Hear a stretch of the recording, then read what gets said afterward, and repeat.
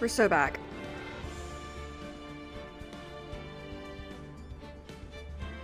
We're so back. And I'm so sleepy.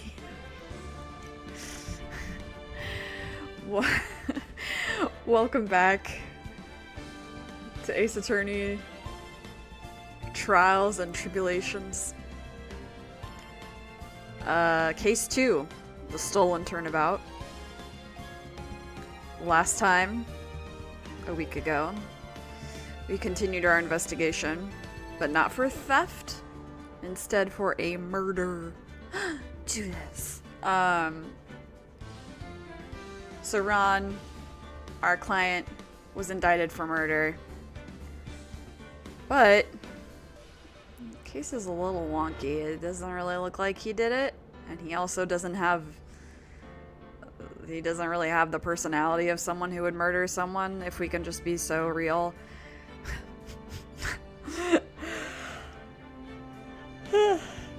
I said that with all the love in my heart, but it's true. Anyway, we're gonna finish this case today. I'm actually really sad because I don't want to leave these characters behind. Well, I don't want to leave Ron and Desiree behind. I'll miss them a lot. But I also want to get to other cases, so it's good. I am so sleepy. You would not even believe. I've been trying to adjust my sleep schedule to a little bit earlier to bed, early to rise kind of deal for work. Upcoming shifts where I'll have to be up at like 5:45-ish, 5:30. So that's been, if I'm a little low energy, it's because I'm really sleepy.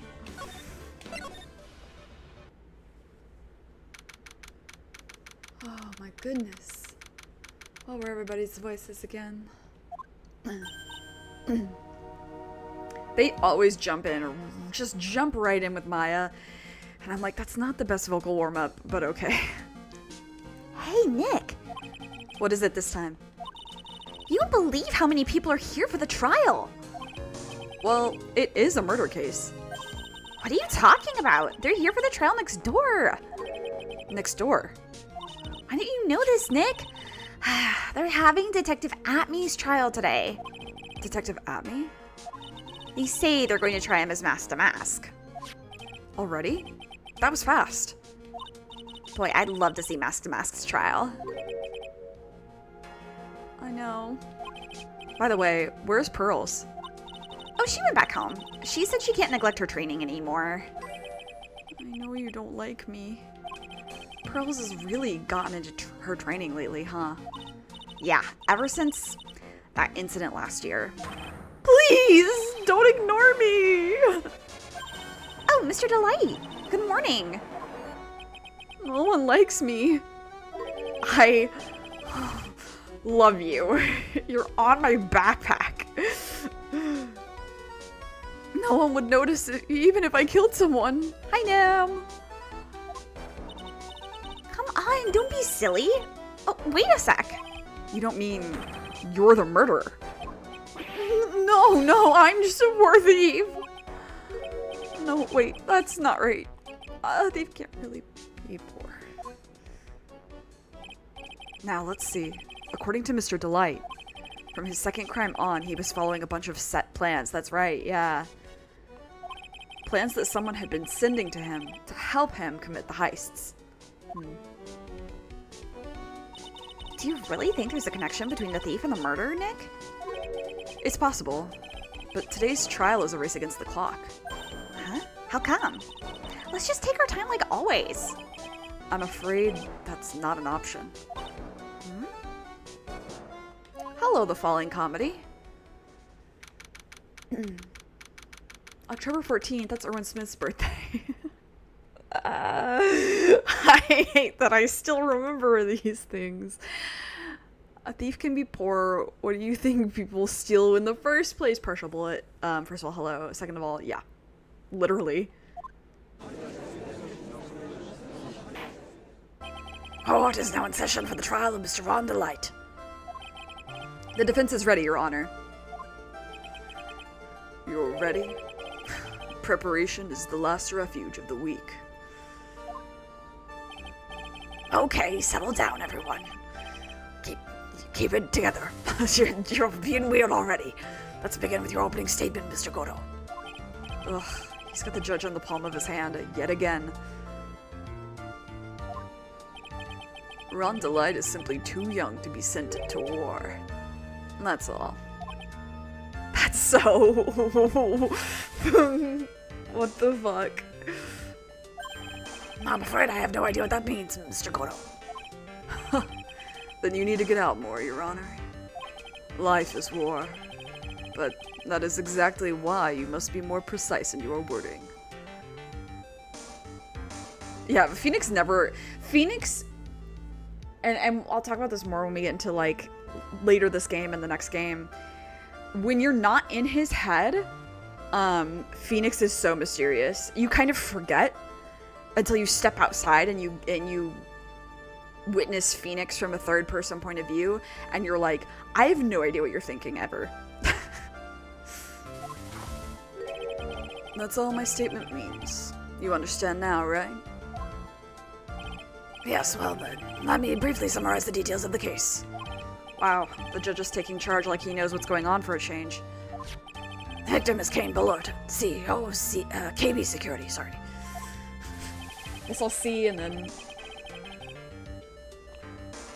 Yeah. His body was found in a safe at approximately 9 a.m. on the morning of the 13th. However, the time of death was estimated as 1 a.m. of the previous day. And that's when our little lost kitten dropped the ball. That little lost kitten is, of course, the defendant.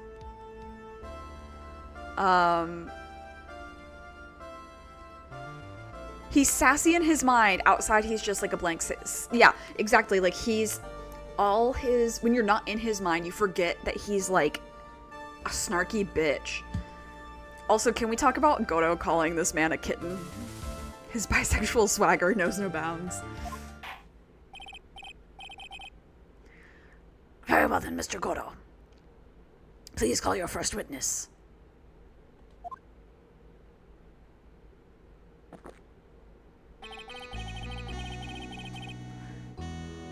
In my brain, I was like, start the music, start the music.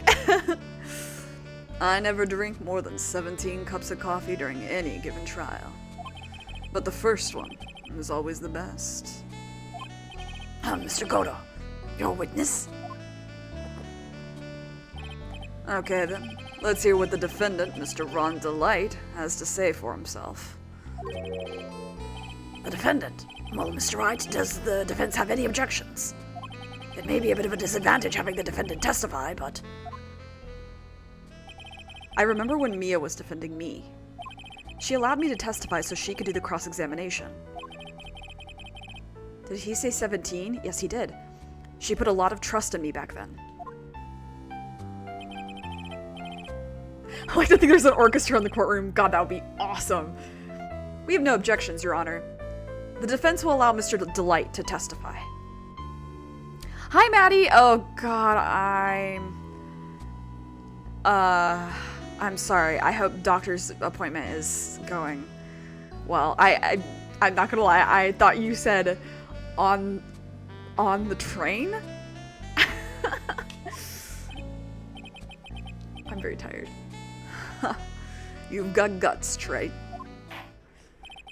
All right then, Mr. Ron Delight, please take the stand.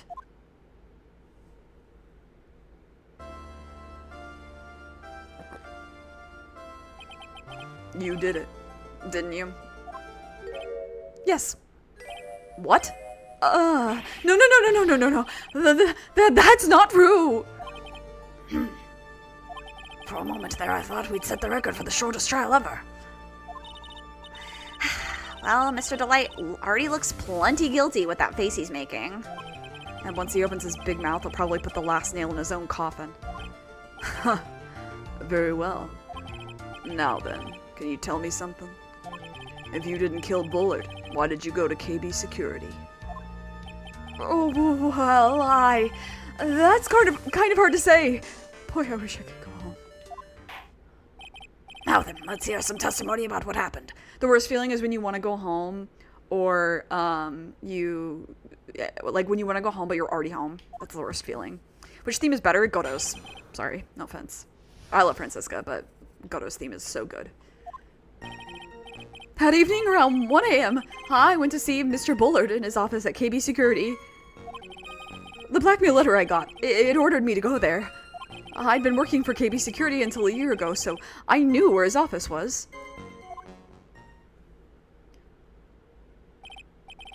1 a.m., the exact time the murder took place. The weak get washed away by the tides of fate. The strong drink it up. It's bitter today, too. Just like my destiny. You never know that from the way he's chugging it down. Mr. Wright, your cross-examination, if you please. There's just something melancholic to Goto's that, it, like, fits... I don't know. His fits his character so well. It's not my favorite character theme in Ace Attorney, but I think it's one of the best. 1 a.m., huh? You're absolutely sure about that? I wonder if he has a personal barista. I know, right? That's what we were talking about, like, there's somebody who gets paid like an intern. Or maybe it's the unpaid intern. Yes, that's what my watch said when I was entering the CEO's office. No. Actually, I'm not really sure. My watch was slow, and my internal clock was also a bit... 1 a.m. That's the exact time the victim, Mr. Bullard, was murdered, correct? It's too late for a coffee date, that's for sure.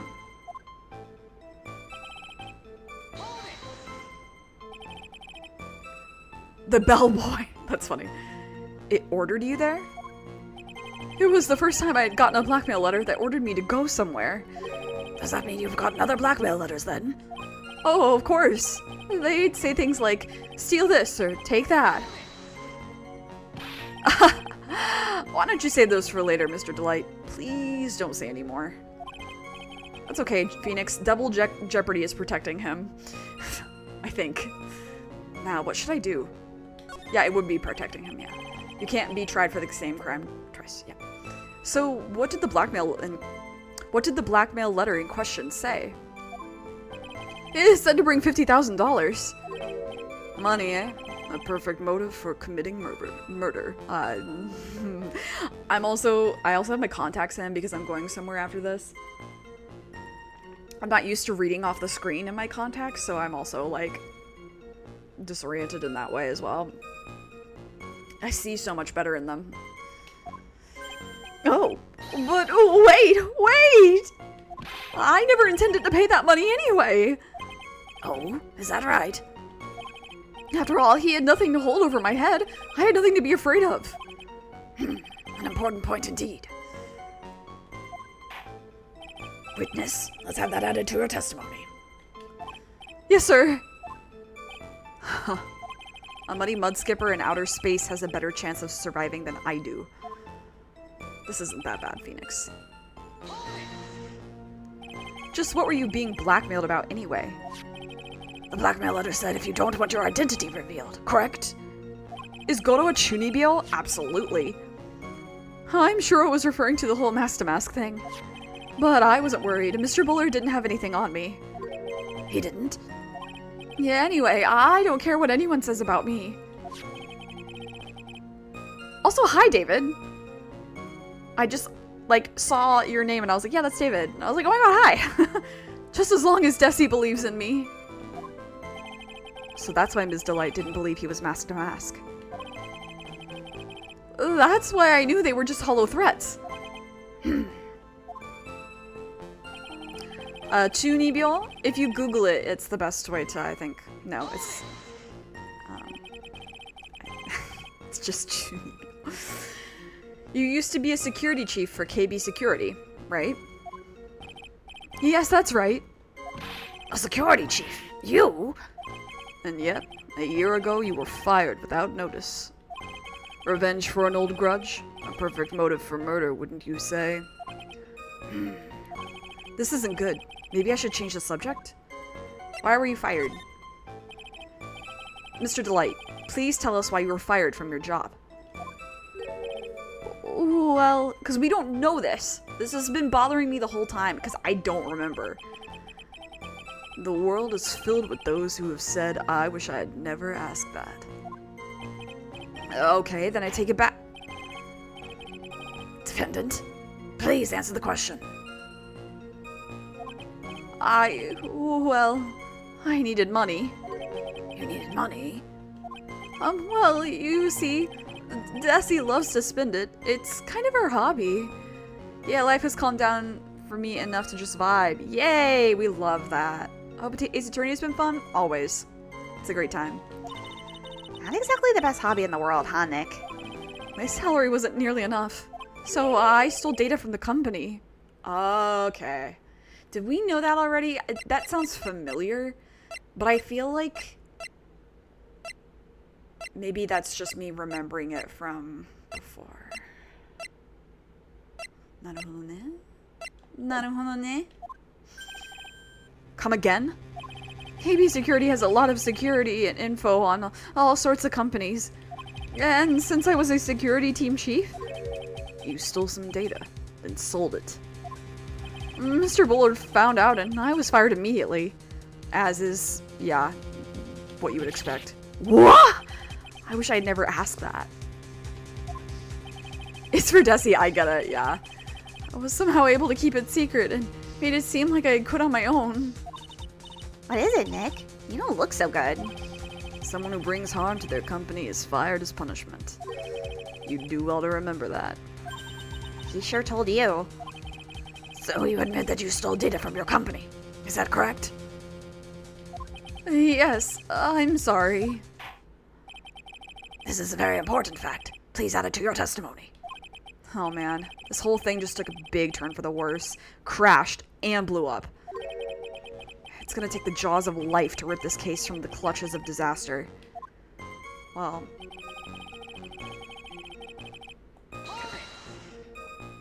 Why would you do something like that? Well, for Desi's hobby. What else? Wife guy Ron Delight, you are everything to me. Wasting money, huh? It's not a waste! So Miss Delight doesn't know that her husband was fired, does she? So it would seem. I'm not sure what to think about couples who keep secrets from each other like that. I can't believe it. This case has gotten even Maya to think seriously about couples. Maya's like... If I were Desiree's husband... No, if I were her wife...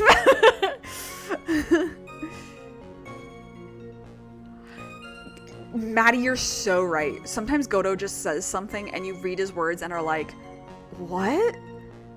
Every time. Basically every time. I don't see who was fired for that. All companies sell customer data.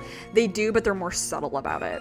He was stealing it, right? So he was doing it independently, not as like part of his job. So that's why. Please try to stay focused, Mr. Wright.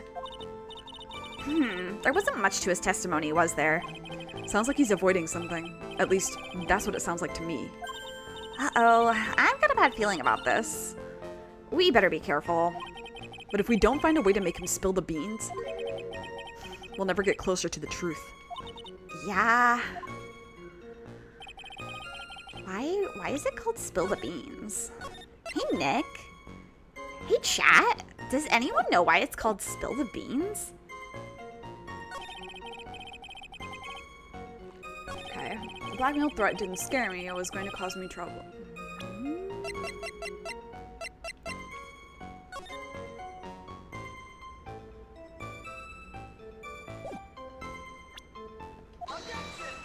Okay, maybe not.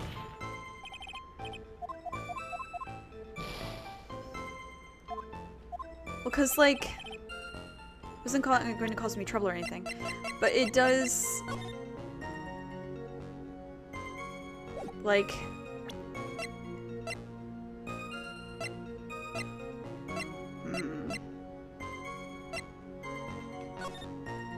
Is it maybe this? No, okay.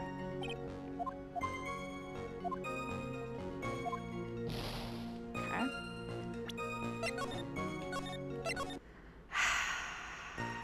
So, I feel like there's a lot of things that contradict this, unfortunately. It wasn't going to cause me trouble or anything. There's a lot of ways that it could have caused trouble. So, okay. I don't think we can do anything with how he was fired. Or like yeah,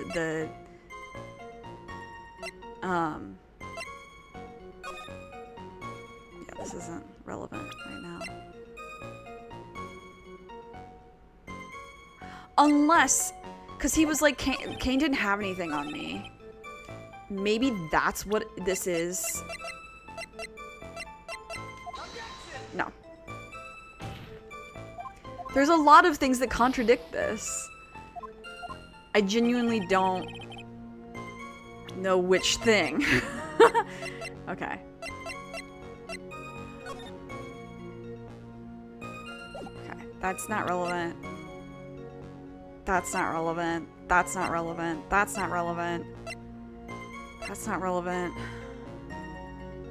I don't think this is relevant. This is not.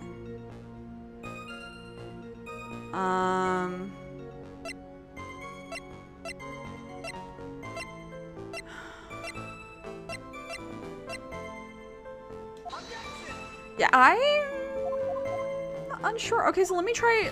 Okay, so let me try looking at this from a different angle then, of like the fact that we have to reprove that he's mask to mask, I guess.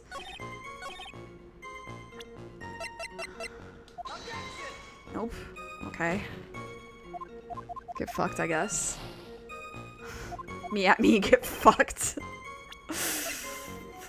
Okay. It's not this. Apparently they used to use black beans and white beans to vote in ancient Greece in secret. If someone spilled the vase they were in, it would reveal the votes early. I see. Naruhodo ne? Interesting. Did I present this one already? Okay, no. Incorrect. This is actually... Can I present profiles? Is that what's going on here? No. Okay. Don't tell me the answer. Let me struggle.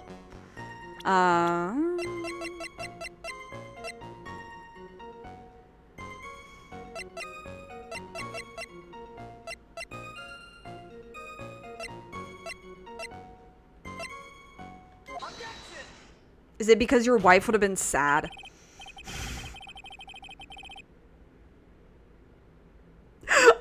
So, okay, here's the thing. There were so many things that could have contradicted this statement. The fact that the thing that you have to present is that his wife would have been upset as the contradictory thing says a lot about Ron's character. I love him. Guys, I love Ron Delane. I'm gonna miss him so much. Mr. Delight, what you said just now doesn't match what you told me yesterday.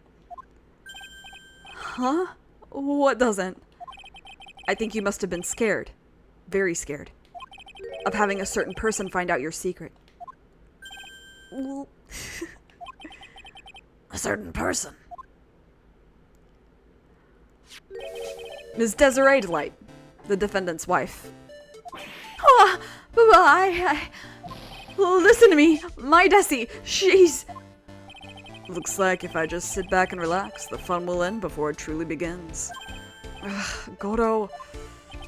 Yes, we know. It was all your wife's fault. What do you mean? Mr. Delight stole company data to pay for his wife's spending habit, for which he was fired. Unable to face his own wife, someone used his dirty little secret to blackmail him.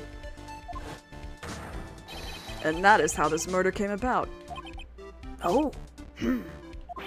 No, everything is falling neatly into place for him. Don't talk about my Desi like that, or you'll be sorry! Love him. Well, it seems that we've learned a great deal of things here so far. Goto, like, wants Desi out of the picture because he wants Ron to himself, is, like, the vibes that this entire case gives. What do you think, Nick? I didn't think it was possible to get so thoroughly whipped in just 20 minutes. And Francisca's not even here. There was sufficient motive for murder. We can disprove it so easily, Phoenix, you wimp. He stole data for his wife, and he killed to protect his secret. A family man who cared just a little too much. True, but he did not murder. The motive is clear. Let's move on. Ugh. What happened at the crime scene at 1 in the morning, Mr. Delight? Come now, tell us. We're all ears. Okay. Okay. When I entered the office, there was a suspicious shadow there. Suddenly, I was hit on the forehead. After that, I remember being a bit dazed. I'm so sick. I feel like I've been hit by a metal baseball bat and all the adrenaline wore off. Oh, I'm sorry. Hate to be this guy, but like, do you have access to a COVID test?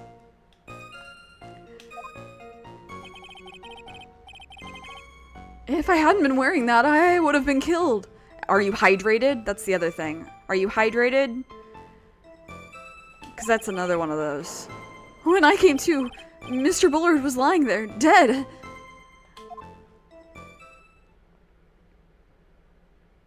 I see. Suddenly hit on the forehead, huh? I believe the detective from yesterday provided similar testimony. He said that Mask to Mask struck him on the head from behind. Of course, since Atme turned out to be the culprit himself, that was all a lie. You're just out in the sun too much. You're probably dehydrated. Yeah, get yourself some electrolytes, my friend. You took a COVID test? That's good. Hopefully it was negative. Huh. No one's going to believe a pathetic lie like that. What are you saying? I really was attacked. We'll find out if what you say is true or not during the cross-examination. Got that, Mr. Trite? Don't go easy just because he's your client. If I see any sign that you are, I'll treat you to another cup of my special blend. You don't need to worry about that, Mr. Goro. I have faith in Ron. I know he didn't do it.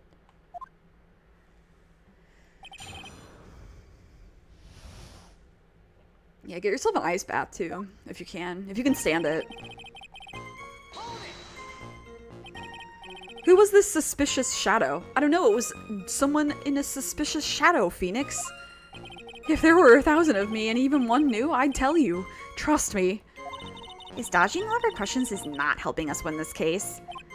Okay, then how was the victim, Mr. Bullard, at that time? What do you mean by how was he? Was he already dead? Was he still alive? Maybe he was the one who hit you in the first place. That's a good question. What do you think, Mr. Wright? Forget it.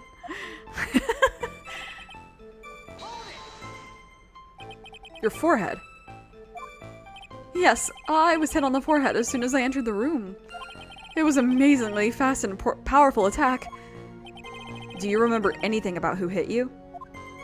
Well, like I said, it was a fast and powerful hit. The shadow guy from Danganronpa? Who are you talking about? Who's the shadow guy from Danganronpa? That it? You don't mean Korekiyo, do you? So I think I was a little dazed for a while. I don't think Mr. Delight even grasped what you were asking. Yeah, I'd like to show him a fast and powerful attack myself. Maybe that would knock some sense back into him.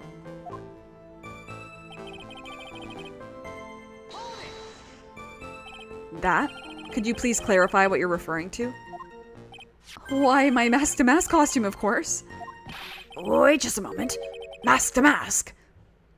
The guy who's always the killer in the comics. True. Yeah, you're so right. The gray guy. I guess he is a shadow guy. He's the gray guy. Huh? Oh, did I forget to mention it before? Just to be on the safe side, I dressed as Mask to Mask. And then I descended upon the office of the CEO KB Security. What? Nick, did you know about this? He never told me this. I don't recall him ever mentioning it to me either. Even I didn't know that. It seems our little friend really loves to keep secrets. Sorry, I just never had a chance to mention it up till now. Oh wait, that's not right.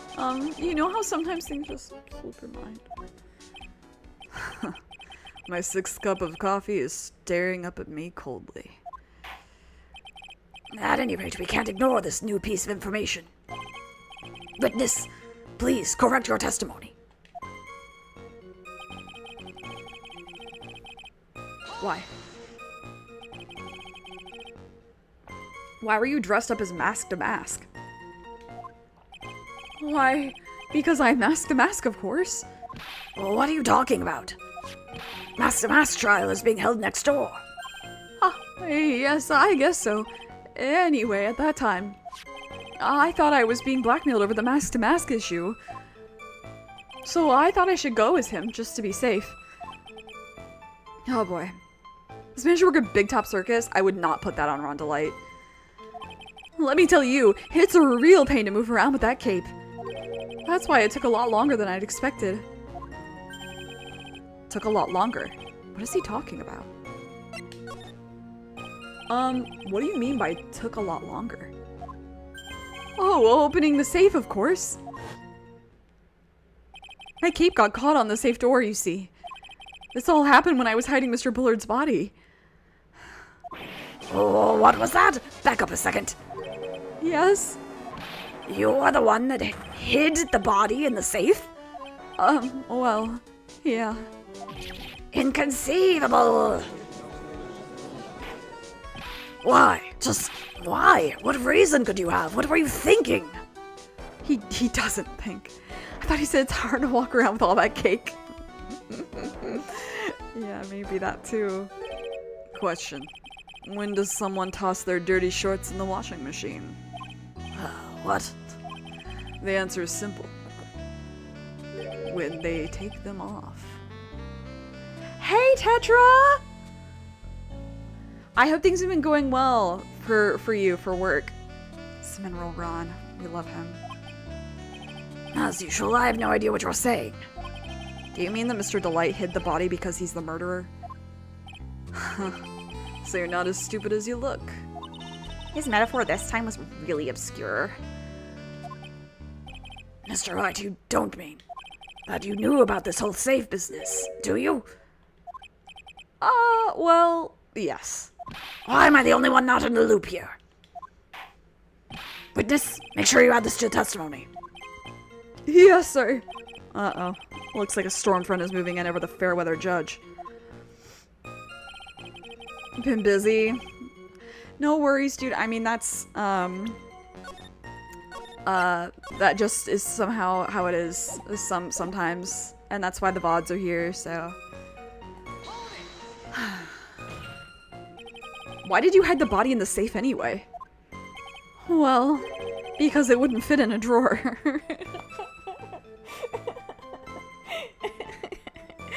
Guys, I love him. That's not exactly what I meant. When I saw that corpse, I kind of lost it. I thought, if they find his corpse, they'll think I did it.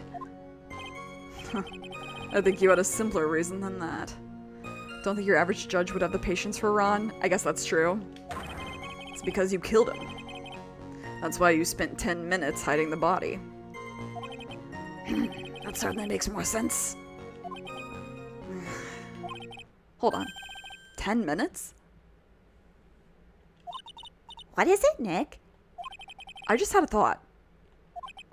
Under those circumstances, would you normally try to hide the body? And spend 10 whole minutes to do it? The stream count views double in a minute? I think just one person came in, right? I actually can't see how many people are watching at a time. I don't really want to know. I want to be so real. Can I be real for a second, guys? First of all, I appreciate that you're here hanging out. But also, if I were talking to myself, I would still do it. I've said this like a million times, but I'll say it as many times as needs to be said. Like, I do this for me. And, I don't want to be famous. Please. I do this for my mental health. So if you're ever like, what's the deal with Cat? That's what it is. There's 10 people? Wow. 7? Aha! There's another culprit. Hey, Shoni. Here for the chill vibes. Yeah, that's kind of what I'm like, if you decide to come out, I hope it's a chill time. There's a VR game where I know you only have to hide a body. Each time you only have 5 minutes. Okay, while we're paused here for a second, I do want to advertise something. That's not mine. I just am advertising it. So if you found this channel and you found this video because of the House in Fata Morgana, or you know what the House in Fata Morgana is, the company that made the House in Fata Morgana, or the group, the artists, Novect, formerly known as Novectical, they are working on a new game where you will play. It's a visual novel, but it's something a little closer to maybe The Somnium Files or something like that, where you play as both the detective and the killer. And I'm really, I'm subscribed to all their like dev journals, and every time I get one, I'm like, woo! I'm really excited. It's looking so good. I'm very excited. Anyway, you should support them. You don't have to even do it financially. You should just go like support them and follow them on Twitter and stuff, and play the House in Fata Morgana if you haven't. Under those circumstances. What circumstances? Oh! You got it? Maddie, let's fucking go! Maddie! Oh my god, okay. You have to let me know every single thought you have about the game, please, when you start it. The House in Fata Morgana. It's the best visual novel of all time. Hey, Nick, if you think his behavior was so strange, why don't you present some evidence that would show just what those circumstances were? That's it. I'll take a look at the court record and present some evidence. We heard this from Mr. Delight yesterday, didn't we? There's not much in this testimony either. I bet you he's still hiding something. You only got to the opening sequence.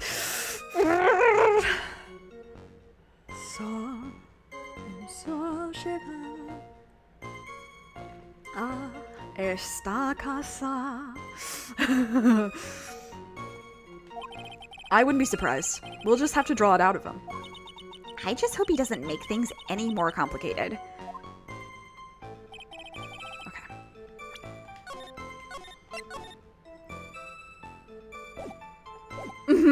Yeah.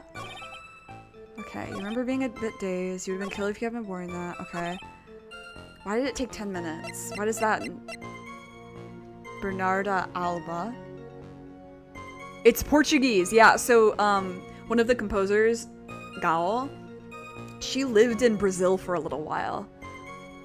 So a lot of the song, like most of the songs are written in Portuguese. She's like an accent, but like it's awesome. She's awesome.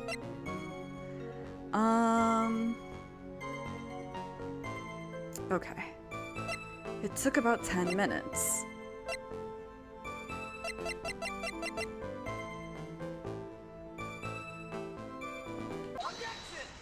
Did it? Dude, that main theme goes so hard. Your Honor, could you please take a look at this record? And what might this be? The record for the emergency buzzer that connects to the connects the CEO's office to security. If the button in the office is pressed, a security team is supposed to come running. The House in Fata Morgana. Like the house in Fata, F-A-T-A, and then Morgana, M-O-R-G-A-N-A. The House in Fata Morgana. Esta casa. If the button in the office is pressed, a security team is supposed to come running. And according to this record, the buzzer was pushed once, at 1:02 a.m. What? If Mr. Rondelite truly was the murderer, he would have ran as soon as that buzzer sounded. After all, a security guard would have been headed... After all, a security guard would have been heading his way. Let's remember who we're dealing with here. He probably had no idea there were security personnel in the building. He used to work there, you cunt! Up until 1 year ago, my client was working as chief of security. There's no way he wouldn't have known about them. The vibes are immaculate? Immaculate? Yeah. Yeah. It's so good. But, as it turns out, that guard never came. That was nothing more than a coincidence. The fact that the guard was a pathetic loser who had just gotten punched in the face by his ex's new boyfriend and wasn't anywhere near the vicinity was not something Mr. Delight could have known. That is so harsh, Phoenix. Again, remember who we're dealing with here. It's a sure bet that Mr. Delight didn't even notice the buzzer going off. This buzzer is extremely loud. There's no way he could have ignored something like that. If he had been conscious, that is. Conscious? What do you mean by that? Ugh. Fine. Let's hear your theory. Recall the defendant's testimony. The moment he entered the victim's office, someone attacked him. Mr. Delight said he felt dazed. I'm willing to wager that he was knocked unconscious for at least a few minutes. Unconscious? So he fainted? That's why Mr. Delight didn't know that the buzzer had sounded. And that's why he thought he had time to hide the body. He didn't have the... That's how much his wife was spending. Though, partial bullet. That's the thing. It's like, Desi has been spending so much money that, like, he can't keep up with it. Women do be shopping partial. Like, especially if you have an expensive hobby, like what she seems to have with the motorbike stuff, that's not cheap. Like, it's like my brother does car stuff. That shit's not cheap, but, you know, they make a shit ton of money, so... Fata Morgana, it looks cool. It is. It's the best. So what are you trying to say? Mr. Delight was knocked out, and the buzzer went off soon afterwards. Now, unless my client was able to hit the buzzer while he was unconscious, it can only mean that there was another person in that room. That's right. Whoever it was, they knocked out Ron Delight and then pressed the buzzer. Those leather jumpsuits aren't cheap. Yeah, she's getting a nice one. Order in the court. Mr. Wright, this is... This is preposterous. It was this kid. Ron Delight is the one who killed Kane Bullard. Then who pressed the buzzer? It was the victim, of course. He pressed the buzzer when the defendant attacked him. He didn't die right away. He must have held on long enough to push that button. So Kane Bullard sounded the buzzer himself. What is your opinion on this, Mr. Wright? Wrong. Wrong.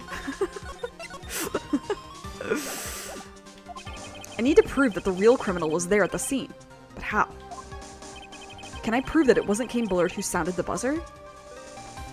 Doesn't it say that the buzzer doesn't have fingerprints on it? I feel like I can. The defense's opinion is this, Your Honor. This piece of evidence proves that it wasn't the victim who sounded the buzzer. Because Gumshoe even told us that he wasn't wearing gloves. I believe this is the piece of incontrovertible, that's a word, autopsy. It's spelled like Fata Morgana, right? Yep. I believe that this is the piece of incontrovertible evidence you were looking for. The emergency buzzer? Is there some kind of clue on it? Absolutely not. Hey, come on now. At least give some thought to what you say before opening your mouth. The fact that there are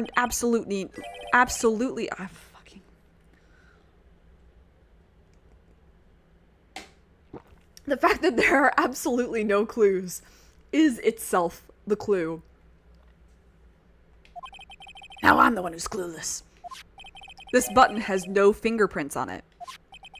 if Mr. Bullard had really pressed it himself. Naturally, he would have left his fingerprints behind.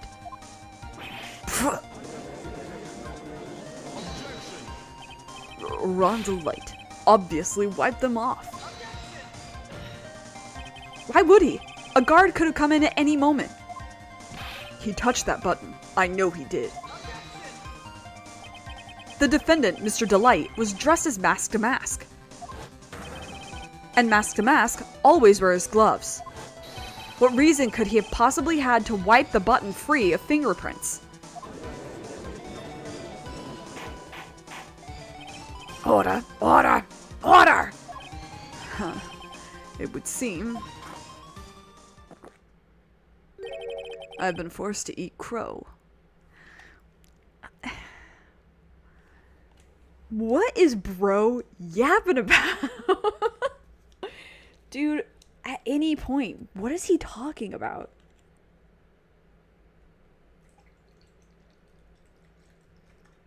I wish I knew.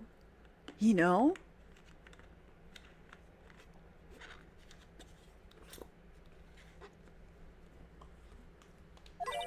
I wonder what blend number crow flavored coffee is.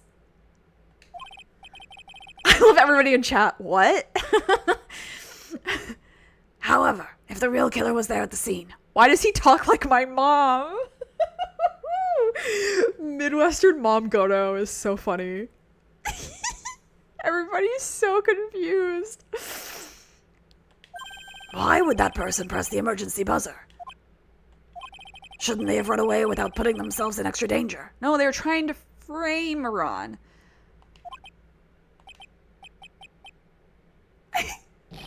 What's with this awkward silence all of a sudden? It looks like you're fresh out of parlor tricks. It's okay, I don't need them. I have evidence. They're on you, Nick. Just give me a minute to collect my thoughts. The real culprit killed Mr. Bullard at around 1 a.m. And Mr. Delight just happened to waltz in when the murder was taking place, right? Eating crow is a colloquial idiom, one used in some English-speaking countries that means humiliation by admitting having been proven wrong after taking a strong position. It's basically forced to eat humble pie, but weirder. Okay. Cool. Thanks, guys. Still so weird he said it, though. Why couldn't you just... The crow is a carrion eater that presumably repulsive to eat in the same way being proven wrong might be emotionally hard to swallow. I see. Okay. I would never eat a crow because I love them. The killer clobbered Mr. Delight and then sounded the buzzer. Even though security was supposed to respond right away if the buzzer was pressed. Security was supposed to respond. Why didn't he just say that? Yeah. Time's up, Mr. Wright. Let's hear what you have to say. Very well then. Oh, you've got some guts. I like that in an opponent. Sorry, I already have a rival that I'm homoerotically connected with. Why did the real killer sound the emergency buzzer? To call the security guard. The killer knew that if they pressed that button, a guard would come running. And that was exactly what they wanted.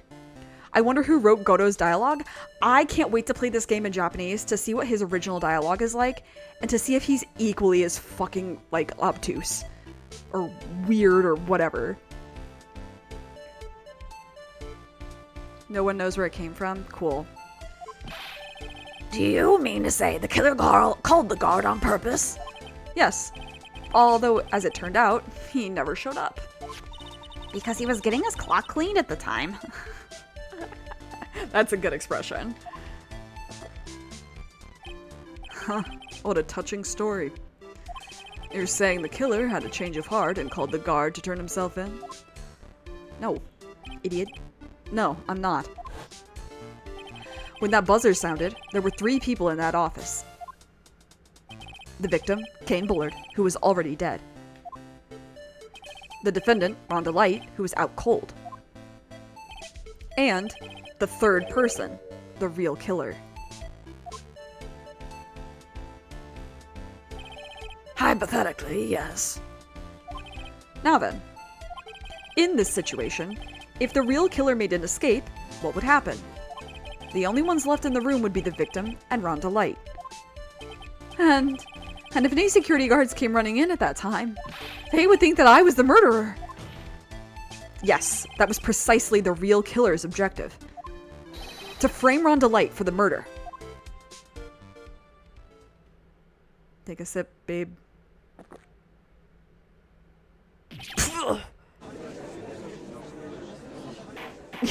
Yeah, Goto is like a brick wall sometimes. Order! Order! Order! It would seem. I've been made to eat my words once again. Actually, you've been made to do a spit take with a cup of coffee. Mr. Wright, who was it? Who was it that tried to frame me? Wait. Oh, wait a second. I am the one and only Mask to Masks. So. Nick, you mean the real killer is... We're going to drag that person in here right now. But, who is it? I don't have any solid proof yet, but think about it.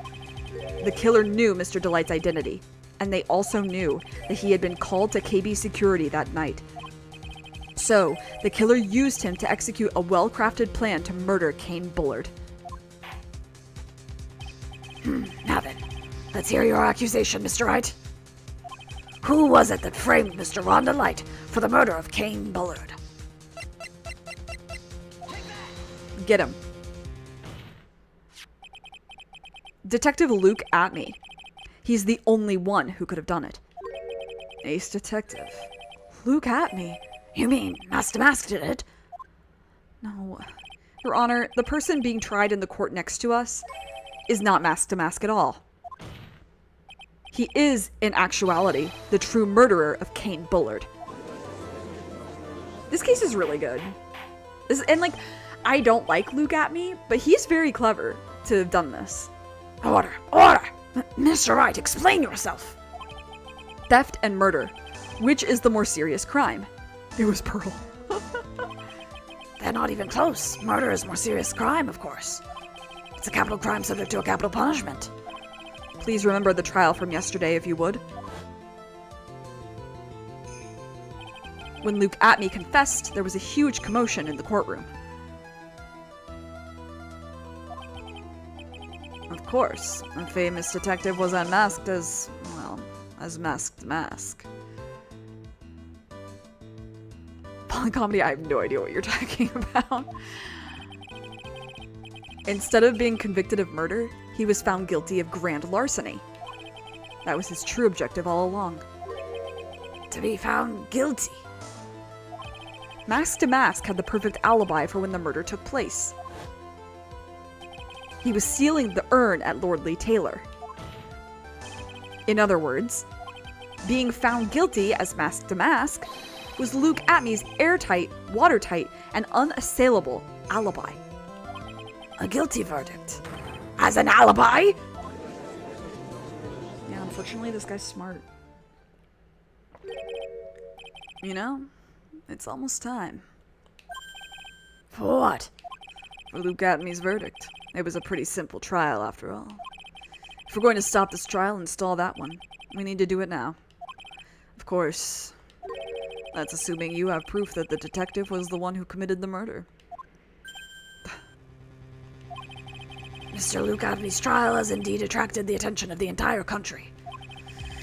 If we were to intrude and fail to provide adequate proof of his true crime, Mr. Delight would be left with no grounds for appeal. What are you smoking, Phoenix? Do you have some to share? Am I really sure about this? Huh.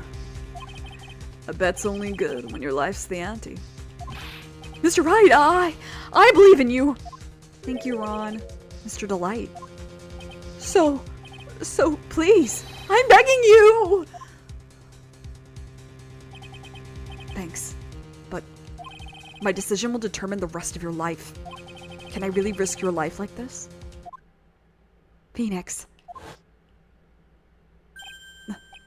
What was that? Don't stray, Phoenix. For your client, take the path of trust. I was just thinking, we haven't had any Mia from this trial. That voice, it sounds like... Mia. Your Honor, the defense requests an immediate recess. Huh. So that's your answer, huh? Very well, I've decided as well. My mind is now baked enough for this, Phoenix. This court will now take a 20-minute recess. Mr. Wright, when we return, please summon Mr. Luke Atme to the stand. Yes, Your Honor.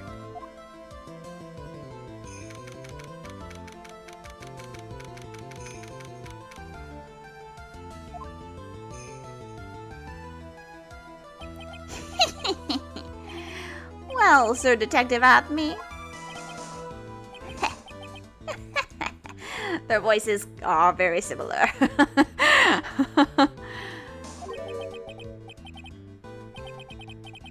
I have to say, Mr. Payne, you performed splendidly.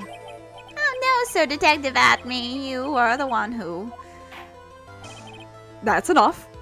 This court sees no reason to further prolong this trial. This court finds the Oh my god. This court finds the defendant, Luke Atme. Stop! Wait. Don't hand down your verdict yet, please. Well, well, Sir Lawyer. Welcome to my courtroom. Who's this hosiery?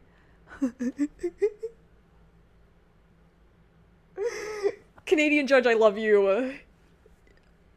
The last place I lived, there was a guy who was like our neighbor. He was basically like the same vibes. Different look, but same vibes. My name is Phoenix Wright, attorney at law, and I wish to file an accusation against this man, Luke Atme. An accusation? You accuse Mask to Mask. That man is not Mask to Mask. He's just a ruthless murderer.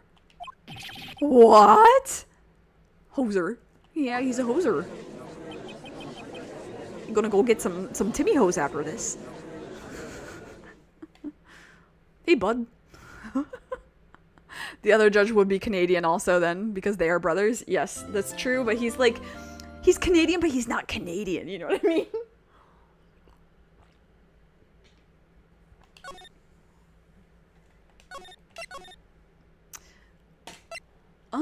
It's only been an hour?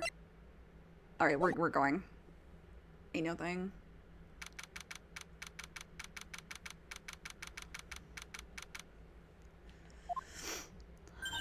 My sis? I could have sworn I heard Mia's voice. So then she's still alive. Inside your heart. Nicky boy! Oh, Ms. Delight. Is it true that Detective is the real killer? Not Canadian. Oh yeah. Oh yeah. Oh yeah, bud. To be honest, we don't have any definite proof. But he's the only one who could have done it. But wasn't he at Lordly Taylor that night? Not to mention, we don't exactly know his motive. I mean, why would Detective Atme want to kill Kane Bullard? Oops, it's almost time. Better get back to the courtroom. I need to find some solid proof. And it's gotta happen sooner rather than later.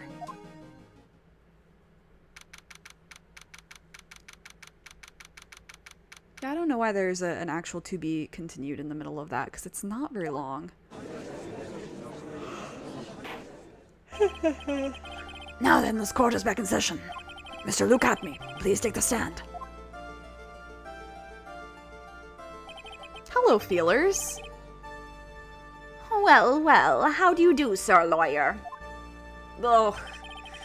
I never would have thought to see you acting so recklessly. I couldn't let them hand down your verdict just yet. Have I done Rise from the Ashes? Yeah. I've done everything in canon up to this point. I did Game 1 and Game 2. Not would have given you your perfect alibi. An alibi by the name of Mask to Mask. You joined because you saw Ace Attorney on your feed and you love Godo. Yeah, welcome to a loving Godo stream. I I'm sorry. I'm afraid even the great Luke Atme has no idea what you mean. Of course, I have been in the next courtroom ever since 10 o'clock this morning. I'm afraid there's no way I could know what's been going on in here. You've been in the defendant's seat all day long, correct? Being tried as mask to mask? Indeed. It's truly child's play to fool the ignorant masses. Not only did the poor fools ask me to protect their valuables, they even gave me a generous reward upon returning their own property to them. Take this red diamond ring that sparkles upon my divine finger!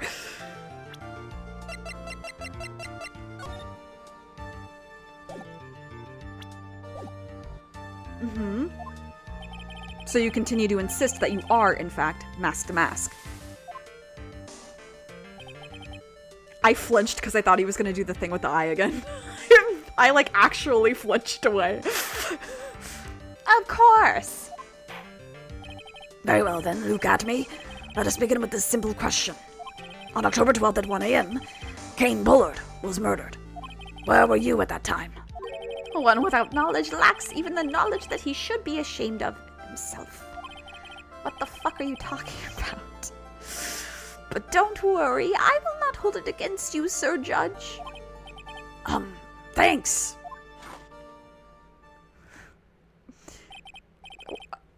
You know it's bad when Phoenix is the most normal person in this courtroom right now.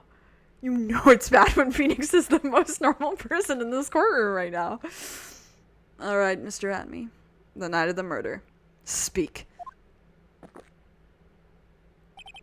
We're all ears. As you wish, Sir Prosecutor.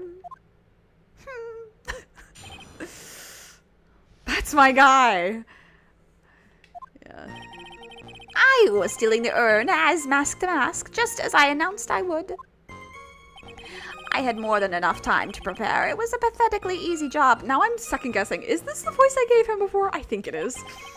A photograph contains no words, but in this case, one turned out to be my witness. I would do well as a VTuber. I've considered doing like a PNG, but that's so much effort. None of the witnesses, or the judge, or the prosecutor, or our weird girl, none of them are normal.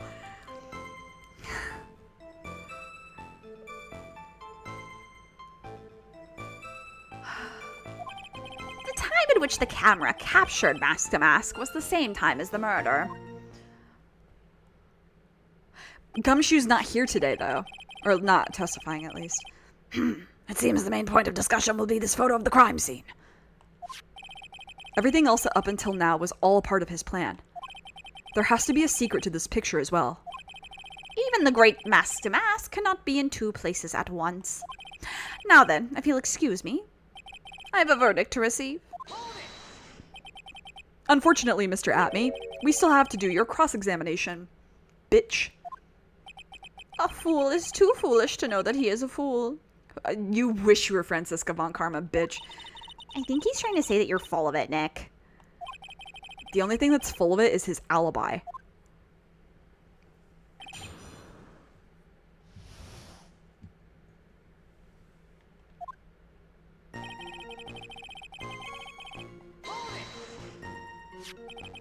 So this photograph is the proof, correct? Indeed, it is. And the man in the photo is certainly wearing a mask. That is why I am called Mask to Mask. But conveniently, that it also means that there is no way to tell who this really is. What do you mean? Are you saying that this is not, in fact, Luke Atme? That it could be an accomplice dressed up as Mask to Mask to create an alibi? Oh, what an interesting idea. No. Are you saying that I, Lone Wolf Luke, had an accomplice? I don't think so. I don't think so.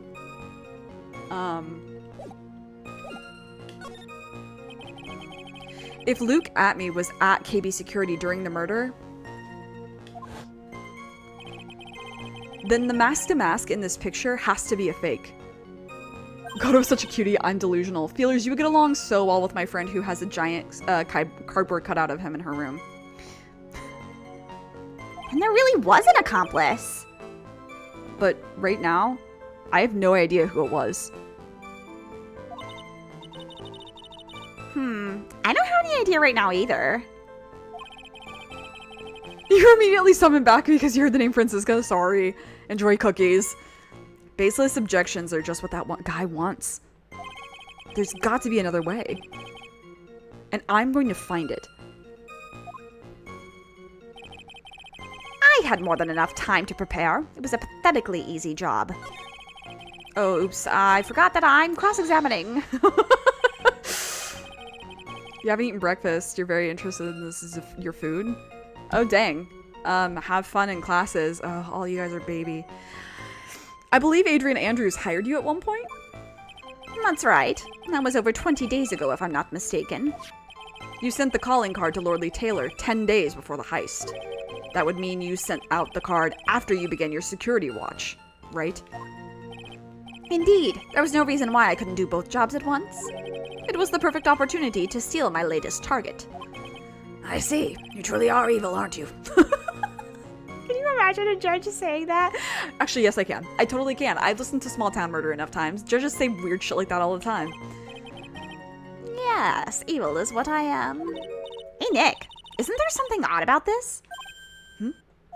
Detective Atme was always proud of his ace detective skills, right?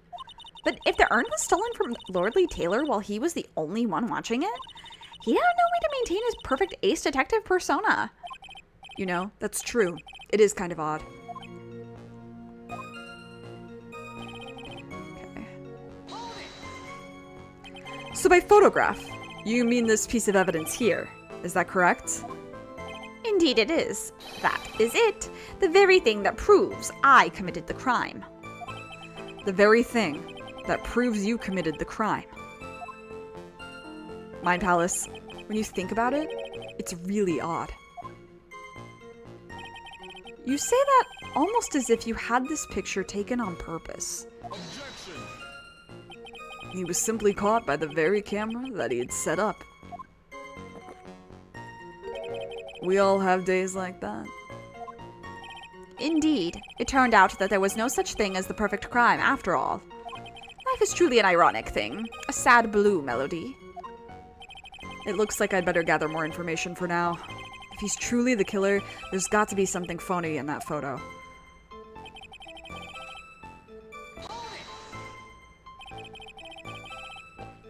About the camera that took this photograph.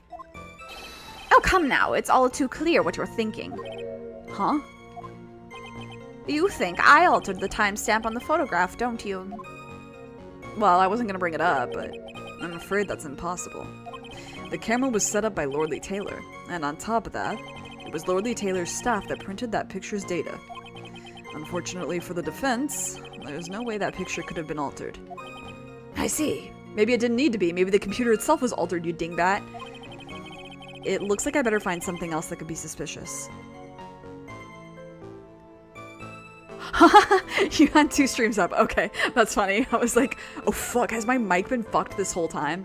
Usually Nem would tell me if my audio is messed up, because they're here at the beginning of the streams most of the time, so. Okay. So this alibi is false? It has to be, or he couldn't have killed Mr. Bullard at KB Security. But I'm not really spotting anything unusual. There are 2 possibilities. Either the mask-to-mask in the photo is a fake, or the photo itself is. Okay. Well, it's the photo itself, in a way. I'm definitely on PC. Why? Why? Like playing this game? I'm not on PC playing this game. I'm on Switch playing this game. Okay, I wanna repress this because I want to see, because he said we'll come back around. Come on, think long and hard about that night. The basement warehouse and this picture that supposedly captures it. It's got to be here. Isn't there something funny about this picture? I mean, yes. Are you implying that this picture is a fake? You bet I am. There's definitely something strange about this picture. Because... Oops. I think it has to do with this. We took a look around the basement warehouse that night, before the theft took place. And there's something in this photo that doesn't match my memory of that night. Very well, then let's hear what you have to say. What about this photograph do you find funny?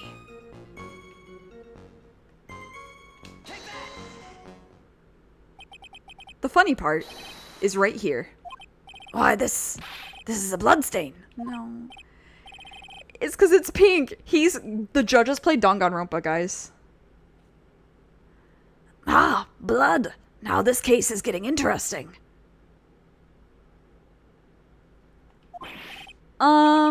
Not exactly. This stain is actually pink paint. Oh, just paint. And peach colored at that. Oh no, he's colorblind. From blood to peaches. The judge sure loves going on his wild tangents. The problem with this photograph is not the paint. The problem is when you consider the layout of the basement warehouse. It turns out that something should be there. Oh, sorry. It turns out that something that should be there is nowhere to be seen. Well, Mr. Wright. What is supposed to be in this picture instead of the paint stains? Her. The supervisor of the treasure exhibit stated the following. Well, there's a good reason for that. On the day of the crime around noon, that golden statue just happened to arrive from the mountain training hall. I realized that the statue would be the perfect size for covering up the paint stains. That's why I put it where you first saw it. I myself was there the night that the theft took place, and saw the statue in that spot. Oh, okay. I get you now. Yeah, it's definitely a switch. If this picture was truly taken on that night, then that statue should have been there. But when I went there the day after the theft, that statue of the old bag was sitting in the corner. Perhaps it was somehow pushed there accidentally. Your Honor, this statue is slightly larger than yourself and quite heavy. It would take more than an accidental push to move it that distance. Huh. In that case, can you prove it? Can you give us the rhyme and reason as to why that statue was moved that night? Can you do it, Nick? Never mind who moved it.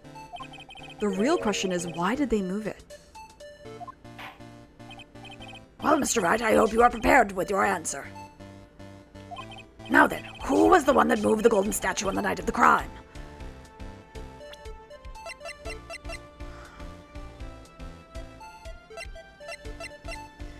I have to think. I'm putting... Okay. Hold on. I have to think. Hold on. I have to think.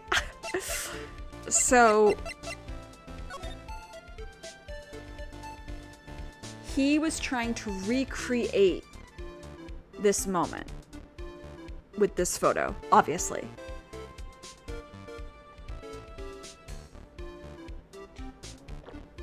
The one who actually stole this is Ron, I think, still. So I'm not sure if... The one who moved the statue is none other than Luke Atme. Come now, Sir Lawyer. There you go again on one of your strange delusions. Mr. Wright, what basis do you have for your strange delusions? It's very simple. The witness was the only one in the basement warehouse that night. That is indeed very simple. However, why would I want to move a heavy golden statue? The reason for moving the golden statue. Here's where our battle really begins. Well, Mr. Wright, what reason did the witness have to move that statue? The reason can be found here in this photograph. Luke Atme, you pretended to be Mask to Mask. Sorry, I'm saving again. to create an alibi by showing you were at Lordly Taylor that night. But this photograph contains a single fatal flaw. If the statue had been there, your lie would be exposed like a cheap film at a drugstore. Oh, like cheap film at a drugstore. That's so... What the fuck are you saying? We've been hanging around Goto and the judge too much. Now Phoenix is getting weird. That is why you had to move the statue. A single fatal flaw. Interesting theory. Please enlighten us. Just where in this picture does this lie exist? This should have paint on it, question mark? But also, this is... Like, okay, this could be hiding the paint. I think it's this. I think this is what we should argue first. Naturally, the lie in this photo is the timestamp. Oh, what do you mean? I'll tell you the... So, like, oh my god, that actually is so frustrating there because, like, I could see people choosing the box and being like, well, it doesn't have blood on, or it doesn't have the paint on it yet, and, like, getting confused that way. But it's, like, the artist, like, chose not to include that, I guess? I don't know. I'll tell you exactly what I mean. On the night in question, Luke Atme went to KB Security and murdered Kane Bullard.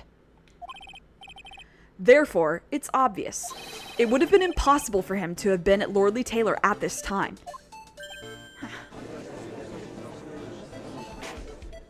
But what does that have to do with the statue being moved? Remember, if you will, Your Honor. When was this statue placed beside the warehouse door? 2 weeks ago? Well... The statue was taken down to the warehouse on the day of the crime, and it was placed there in order to cover up the paint. Exactly. Luke Atme had already decided on the time when he was going to kill the victim, and so, in order to create an alibi for that time, he took this picture days before the murder took place. What the... Of course, the statue hadn't yet been brought down to the basement warehouse yet. Ah. So, on the day of the crime, Mr. Atme must have been quite nervous. As nervous as a long-tailed cat in a rocking chair factory, so to speak. Phoenix, you are being so weird. Why? Because something that wasn't supposed to be there had been brought down and placed where it wasn't supposed to be. And that is why Luke Atme had to move the statue on the night of the murder. He did it to make the room match with the way it had been in this photo. Wah! Order! Order! Mr. Atme, is this true? One moment, Your Honor. Have you forgotten this? Oh, what's that? The data. Oh, the data for the basement warehouse computer. According to this, the camera did indeed go off on the night of the crime. It's true that the camera had been set up by the Lordly Taylor staff. However, the program used to manage the data was yours. That alone would have allowed you to tamper with the data. Yeah, that should have been suspicious from the get-go. For, like, everybody involved, TBH. Ah! Order! Order! Mr. Goto, what is the meaning of this? I don't care. Alright. Goto, I warned you about making me wait. Now put that coffee down. My 11th cup. I've promised to drink no more than 17 during a trial. Which means I'm still good to the last drop. However, the defense has a very good point. A good point? So what? We are all but travelers on a road of infinite points.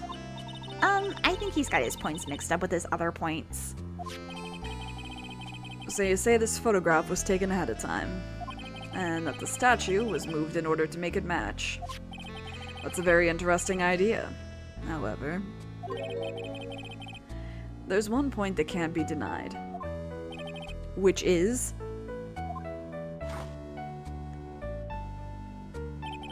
that it's only a possibility. Men that are trapped by the chains of maybe can never reach their dreams. You're so weird. That's very true. No way! Don't fall for that, Your Honor! Hey, Mr. Damask. Yeah, yes? If there's no funny business in your actions as Mask Damask, there should be no problem with you telling us your strategy. So let's hear it. Yes, please provide this court with your testimony about your plan to steal the sacred urn.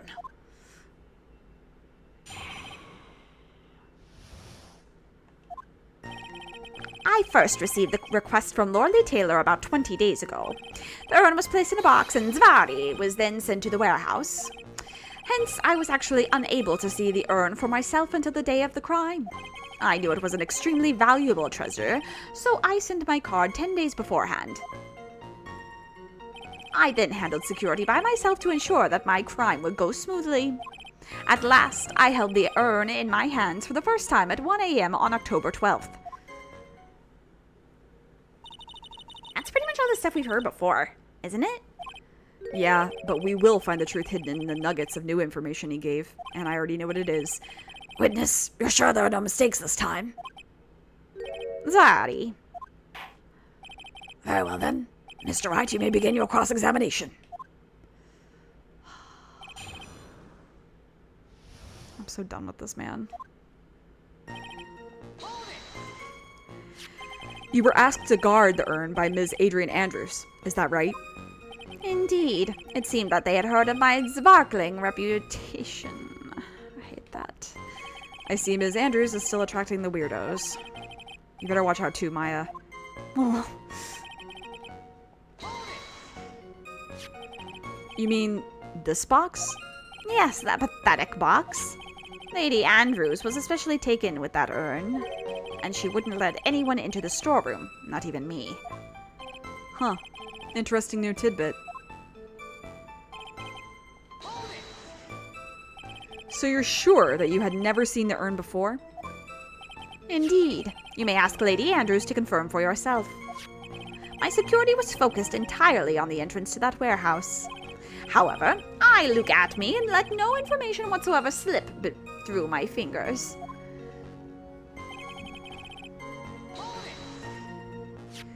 You mean this calling card? That's right. That is without a doubt my calling card. I guess Mr. Delight didn't make this after all. Of course, because Atme knew about the emblem. Making this card authentic would have been child's play for him.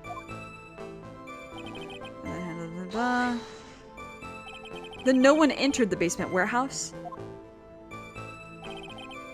Unfortunately, there were many different treasures being taken there. Thus, for a period of approximately 5 days, people were indeed going in and out of the warehouse.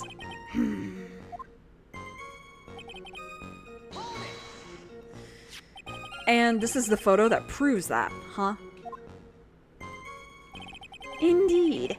To be honest, even if a photo was taken... Sorry, I'm just pouring water. Too many voices with vocal fry. Why do I do this to myself? Doing Ron and Desi's voices were fine, but now everybody's, you know. I didn't think it would matter terribly much. Hey, Nick, if this photo is a fake, Detective Atme might have stolen their urn whenever this was taken. That's true. You know, he's been saying that he never saw the urn until that night. If we can prove that he's lying there, we can wrap this up and put a bow on it. I need to take a good hard look at the court record. Not a lot to go on, is there? That detective's been covering his tracks. There's only one thing we need to prove that... There's only one thing we need to prove in this cross-examination.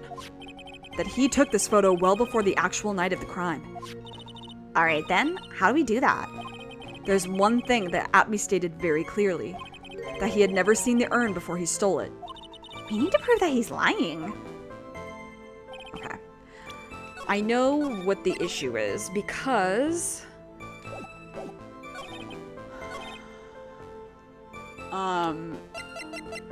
This is... It refers to it as the speckled urn, but the speckles are from the paint, which happened 2 weeks prior.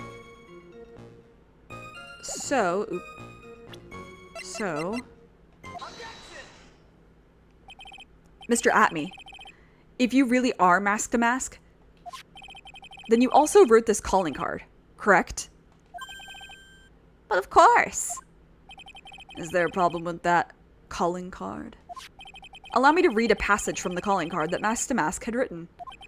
Take good care of the speckled urn.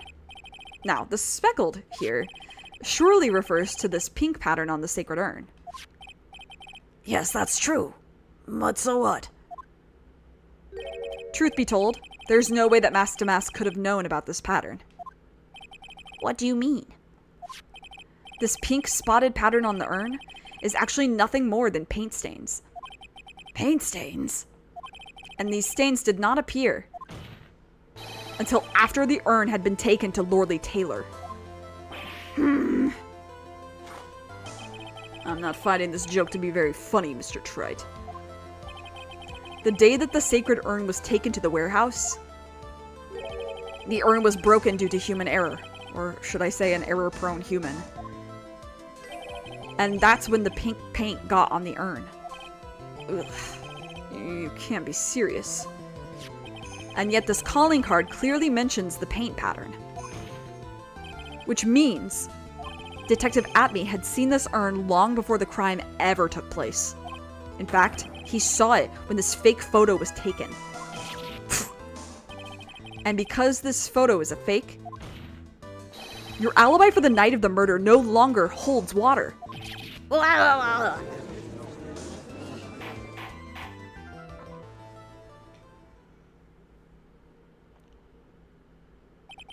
Witness, do you have anything to say for yourself? Alright, that did it. He's broken. Nick, I think it's still a little early for a victory pose. Huh?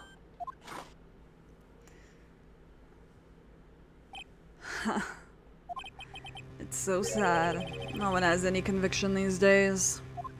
Conviction, you say? Yesterday, we all decided unanimously that this man was Mask to Mask. And now we're calling him a murderer. You don't think we're being a tad fickle? That's a good point. No way! Don't fall for that too, Your Honor.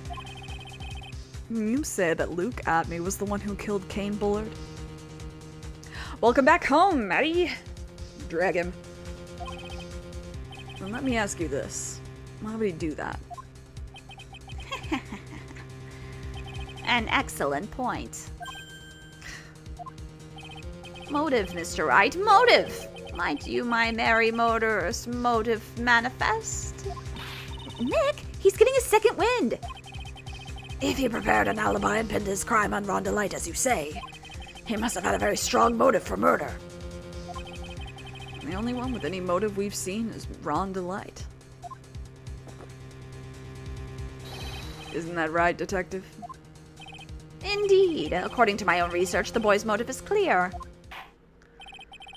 Without a motive, it's nearly impossible to prove guilt in a murder case. Now then, maybe you can enlighten us as to what the defendant's motives were. I'd be honored to, sir, old-timer. They're doing everything they can to make Ron look suspicious. Despite our lack of hard information, this may be our only chance.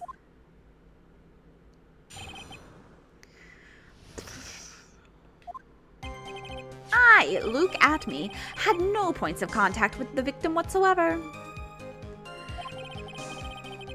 And now I'm here. Feels like home. Welcome back to the 2.0. You know, Joni, like, don't be afraid to also sleep. The VOD will always be here. Kane Bullard decided to investigate Mask to Mask and simply mistook who he was. It was Mr. Bullard who wrote the blackmail letter and sent it to Ron. And it was again Mr. Bullard who harbored a grudge toward Mr. Delight for his betrayal. Mr. Bullard's mistake is quite excusable. The defendant truly believes he is Mask to Mask. That is why Mr. Delight saw it fit to kill Kane Bullard. Truly a tragedy. So the victim, Kane Bullard, blackmailed the defendant? This is the blackmail letter found in the defendant's apartment. A handwriting test confirms that Mr. Bullard was indeed the one who wrote the letter. Oh, that's right. I know where this goes. What? Very well, Mr. Wright. Begin your cross-examination.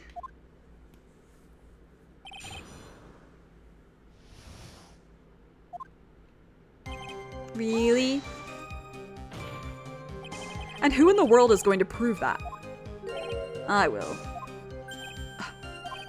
After doing a thorough background check of Detective Atney and Kane Bullard, we were unable to find any links between them. It's all in the report. Perhaps they were connected through their work. They were both involved in security. Nope. That was blunt. In any case, the only one with a motive was Mr. Delight. Good night. Get some sleep, yeah. So they're calling his client Psycho? No. I don't think they're calling him Psycho. I would say maybe afraid? Like hysterical, maybe?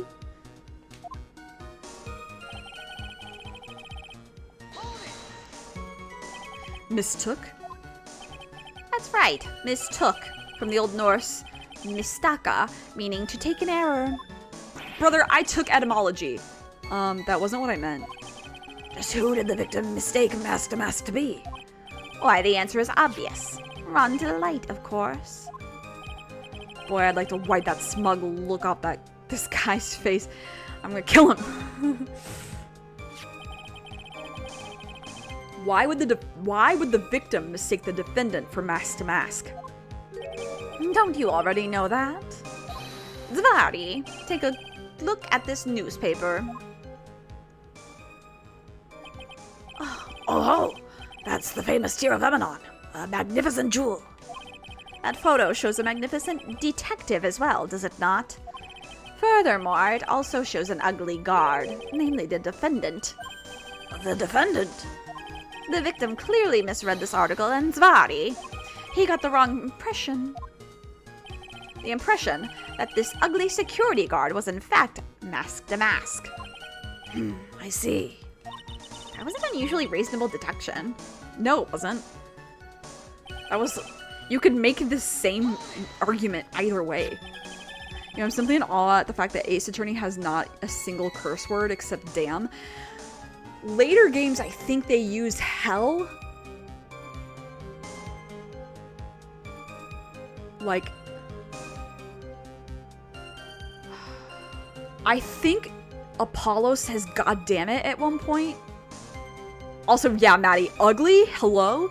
Yeah, it is crazy. I do think there's a couple of moments in the series where both Phoenix and Apollo should be allowed to say fuck.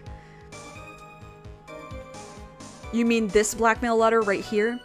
Let Maya say fuck? Yeah, she's dropping the F-bomb everywhere. We know that already. And not the fool bomb. The fuck bomb. It says bring $50,000. And the handwriting is, without a doubt, the victim's. There's no mistake. We have an official report to prove it. But I don't see an addressee on this letter anywhere. Very good point, Judge. An addressee. This letter was discovered in Ron Delight's apartment, and Mr. Delight did show up at the designated place and time.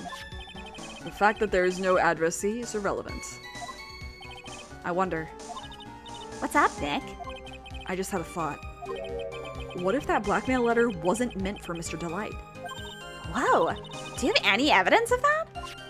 For some reason, I just can't shake the feeling that there's something not quite right about this blackmail letter. Well, everyone, are you quite satisfied?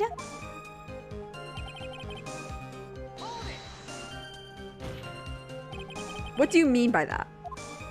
Oh my, I was certain you were already aware. Zvari. KB Security has a lot of security info on all sorts of companies. And since I was a security team chief, I stole data from the company. Kane Bullard had yet to forgive young Mr. Delight, which is why he sent him that letter upon mistakenly believing he was the thief. Here's a file that we discovered in Mr. Bullard's office. Evidence that Mr. Bullard was receiving money through blackmail. However, isn't this a bit odd? Why did the defendant pay Mr. Bullard the money, even though he wasn't actually mask to mask? Didn't we learn that Kane Bullard also kind of was like a shitbag? Like he got his finance through like underhanded means, or was that my imagination? On that point, there was an unfortunate bit of chance.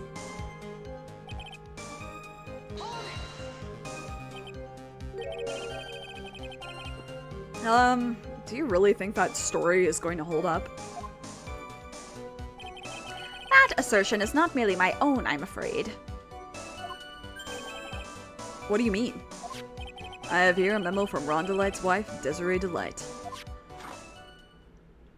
Why would he keep a record of that? Why not? Ronnie thinks he's mask to mask. Don't you feel sorry for him? Please don't think too badly of him. Wait, that one time in Big Top, Where Am I assumes the reason why Francisca is seeking revenge for her father should be when Phoenix dropped an F-bomb. Yeah.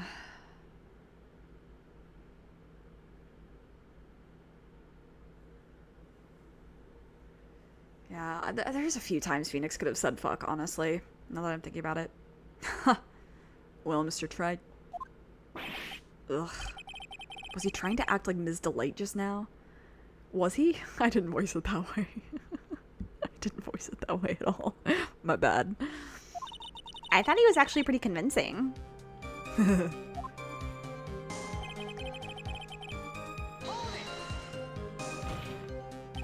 Now that's just your imagination talking. Come now, Sir Lawyer.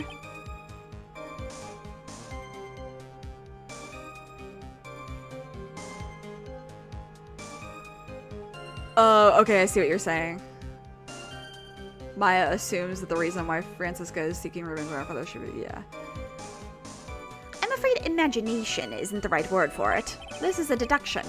The result of carefully applied reasoning. Can we hear that careful reasoning for ourselves? No. It's a long story and better saved for another time. Very well, another time. Those so-called long stories aren't usually all that long. At least not in my experience. Phoenix, is because you've never met me. So you're going to try to connect Detective Atme to Mr. Bullard, right? Yeah, that's right. Hopefully it won't require surgery either. In that case, you'll have to talk about the blackmail. Koto doesn't attempt an impression, but Maya still thinks it's a good impression. That's really funny. That's true. Was that blackmail letter really intended for Ron? Since we don't have enough information, you should press him for more testimony. Maybe I'll be able to shake some contradictions loose that way. Okay, I don't know. Do I need to repress anything? I don't think so. Let's look at this stuff. Okay, I don't think it has anything to do with that. I don't think it has anything to do with it. Let me look at this again.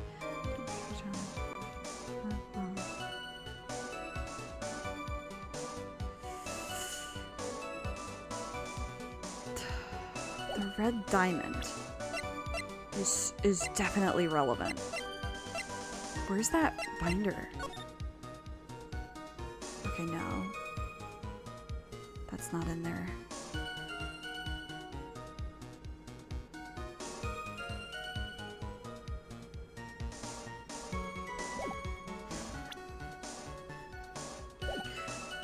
Oh, oops. Okay. I think actually we just take the blackmail letter here.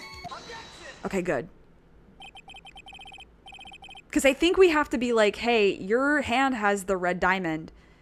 Or, like, and also this mentions a red diamond. Mind if I ask you a few questions, Detective Atme? Well, if it's just a few, then I guess it's all right. When you said that this letter was addressed to Ron Delight, I couldn't help but notice one major contradiction.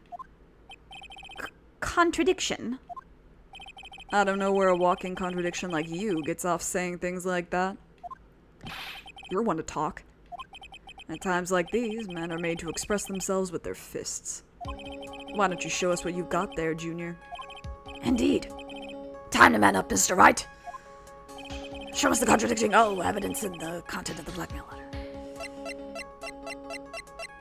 Okay. Let me look at this again. This did not mention anything red. Okay.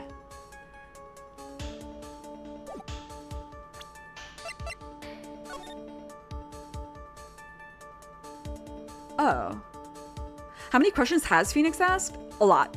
Because I press everything, so a lot. Is it because this is blue? Is that literally why?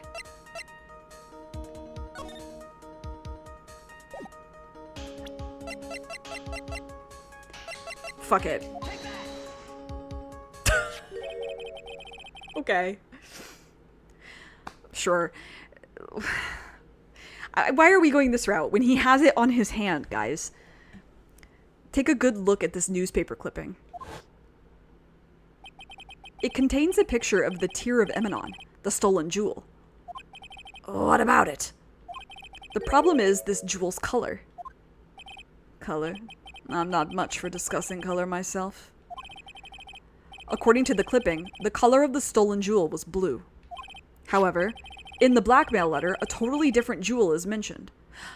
I mean, I guess I can see the reasoning on this too, because it's like, okay, if this were meant for Rondalite, but we don't know that Rondalite hasn't stolen it. Like, we don't know that Rondalite has or hasn't stolen a red jewel as well. So this feels dumb to me, but okay. I'll take that red diamond you received the other day. Red. Which means the red diamond described in the blackmail letter is not the Tear of Emanon that Mask to Mask stole at all.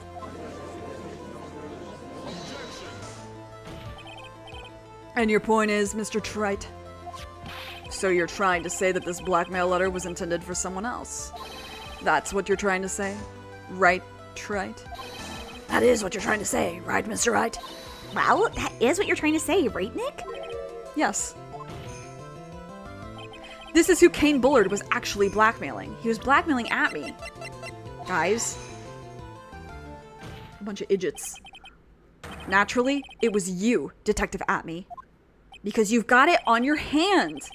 Do you have some sort of basis for that claim? You have been personally involved in every single mask-to-mask case. You're a genius. I've played this game before. It's been years, but I've played this game before. And I remember when I first played it, like when I very first was exposed to this case, 2018, I think. And I was like, the ring on his finger keeps flashing. It must be relevant. I guess that's metagaming, sorry, but anyway. You have been personally involved in every single mask-to-mask case. And in the last case, you recovered what was stolen and received a jewel as your reward. A jewel? Probably the one wrapped conspicuously around your finger. That red diamond ring.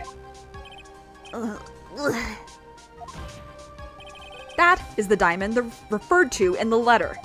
Which means that Kane Bullard wrote that letter in order to blackmail you. Ah! Order. Order in the court. Order, I say. It seems you've gone too far with your childish pranks, Mr. Trite. Uh-oh. I don't like the way he said that. Kane Bullard blackmailing Luke at me? Are you for real? Yes, I am. Nick, come on, stand up to him. It's a fancy ring pop. Yeah. The ring must be okay. Is that a Pokemon joke? Partial bullet? Then answer me this. Or something else, maybe. The blackmail letter contains the following passage. If you don't want your identity revealed to the world. Yes, it certainly does. Kane Bullard threatened to make Luke Atme's identity public knowledge. An identity he wanted to keep a secret. So just what was that identity? I don't know, psychopath? Atme killed Kane Bullard because he was afraid of a secret becoming known. What was the identity he wanted to keep secret? What was the point of... Hold on. I want to look at something again. What was the point of this? Kane's list. We don't know what the list is. Okay. But I'm positive it has to do with that. Oh, it's a Borderlands joke. Okay, I've never played Borderlands. I don't know anything about it. What was the identity he wanted to keep secret? This is what it all comes down to, Nick. The identity that Luke Atme wanted to... let me try that again. The identity that Luke Atme wanted to so desperately keep secret was his identity as... I think he was a blackmailer. Oh wait, what if he was made out of actual sugars and he was just tricked?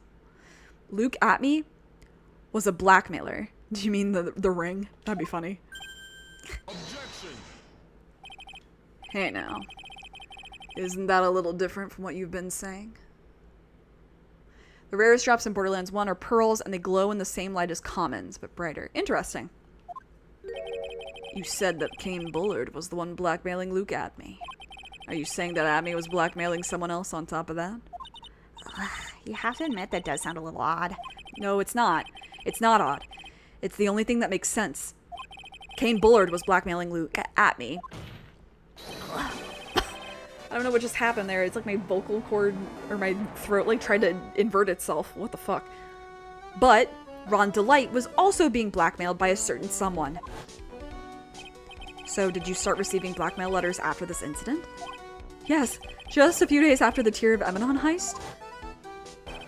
After that, I started getting the plans in the mail. I received plans from some very kind person. Incredibly detailed plans. Detailed plans. In which case, that would mean that Rondolite was actually mask to mask.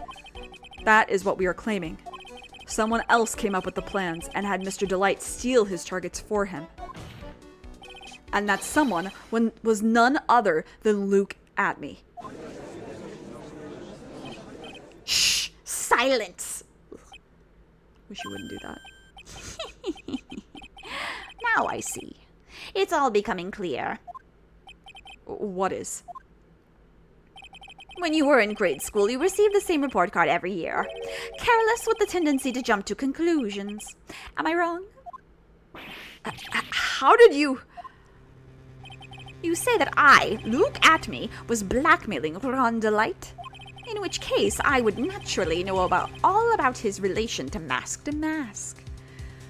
I suddenly gained an Adam's apple. No, it was more like the, what is the thing that dangles at the back of your throat? It was like that was almost getting sucked in. Like breathe too hard or something. Uvula? That's what it's called, right? Well, yes. Ron Delight started receiving plans from his second crime onward, correct? Which means I learned of his identity when he committed that first crime. Good point. You certainly couldn't have blackmailed him otherwise. This is easy to prove. You were literally right there. In that case, let's see some hot, bitter evidence. Easy. EZ-PZ. I'm still gonna save. But easy. During the first crime, how did Luke Atme know that Ron Delight was mask to mask? He was there. Ron told us. I think I see it. See what? When you were in grade school, you received the same report card every year. Gets into lots of mischief trying to be the center of attention. What do you mean? This newspaper clipping. It has a picture of you and Ron Delight in this guard uniform. It seems that Mask to Mask didn't just disappear into thin air. He just took off his outfit and hid it in a bucket. That sounds far too stupid. Judge, do you know what game we're in? Do you know what game we're in? I'm so sorry. That sounds far too stupid to be true. Correct. With tricks like that, he couldn't fool a baby, let alone an ace detective. And that's when you figured it out, Mr. Atme. That's when you learned that under his mask, Mask to Mask was really Ron Delight. What the? Wasn't he supposed to be Master Mask? Not only that, it looks like he wasn't even an ace detective. I can't believe it. He was just a slimy blackmailer. What a fraud. Trying to pass himself off as an ace detective. Sometimes it's better that way, Partial Bullet. Why, you? How dare you expose me like that? Why? I mean, I've never blackmailed anyone in my life. I'm a famous and proud ace detective, and also Master Mask.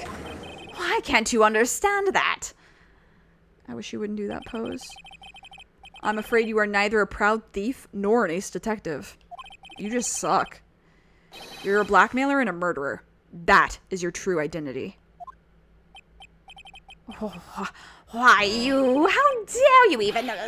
Why not try to do something with a big mouth? You're all fools. I say none of you compare me to a genius.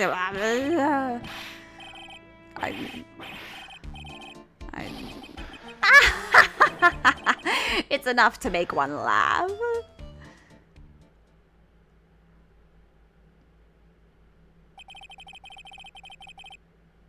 It would seem we finally arrived at the real answer. That was quite a performance by Mr. Atme. Bailiff, please prepare a cell for Mr. Atme. No, I knew you were gonna say some shit. You're always saying some shit. The hammer that strikes too fast has no time to aim. What do you mean? I'm already prepared to deliver my ruling. Allow me to say one thing. I will be the one to judge.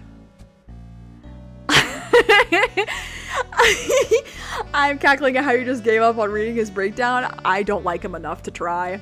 Old Bag is fun. Some of the other characters are fun. I'm not gonna bother. Oh. You don't get much more in your face than that. It appears that your claws weren't quite sharp enough either. I don't know why I added either. Mr. Trite. What are you... The foolish fool has foolishly let down his foolish god. What are you... It's true that you've proven a lot of things. Things like Luke Atme was a filthy blackmailer. And that he wasn't at Lordly Taylor the night of the murder. That's right. That's why he's the one who killed Mr. Bolt. But... there's still one thing you have yet to prove. Oh, what's that? Just because he wasn't at the warehouse doesn't mean he was at the murder scene. Therefore, if you can't prove that this pitiful excuse for a man was at KB Security, then I don't see how a verdict can be delivered. No. No way! God, I hate this guy. Order! Order in the court! Well, Mr. Wright. This is it. This is the final round. I've got to prove that Atme was at Mr. Bullard's office that night. Okay, well, you better finish this soon, because I just ran out of water in my bottle, so I have a cup left. But can you really prove that?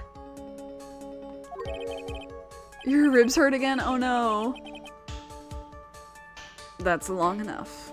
Mr. Trite, I want to hear your answer. That night, Luke Atme was at KB Security, and the defense can't prove it yet, I don't think. I don't think we have anything that can prove that right now.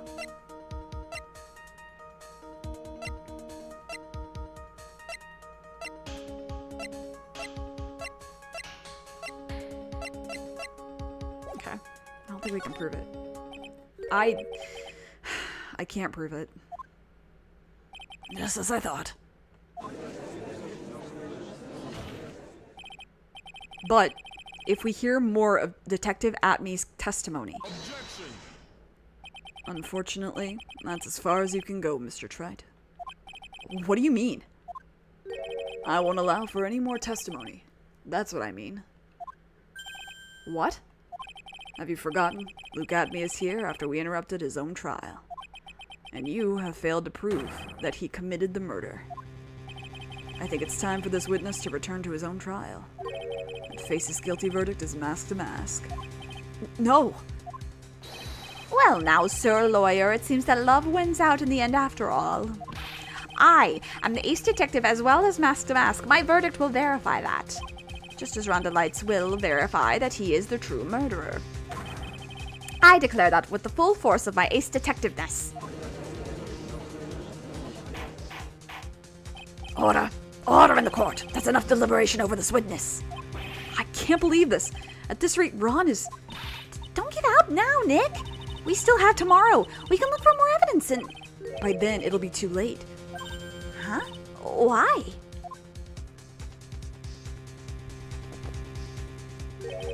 Double jeopardy. One of the basic rules of any court of law. Double Jeopardy? I love that show. Defendant. That's a bad joke. Should a defendant be tried and found innocent in court, the defendant cannot be tried again for the same crime. This is a fundamental rule of all courts, and it applies to this witness as much as it applies to everyone else. Mr. Atme will be found guilty in a matter of minutes. Guilty as Mask to Mask, which means... He will be innocent as far as the murder of Kane Bullard is concerned. No way. That is not how the show works. The fact that you were unable to prove Mr. Atme's guilt of that crime here means that he will never again be tried as Kane Bullard's murderer. You were trying to think about Jeopardy joke too. Ooh.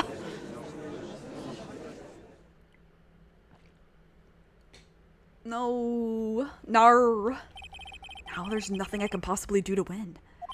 Even if Ron is proclaimed to be innocent, the real killer, Luke Atme, will go free. Well, not really. He'll still be in jail.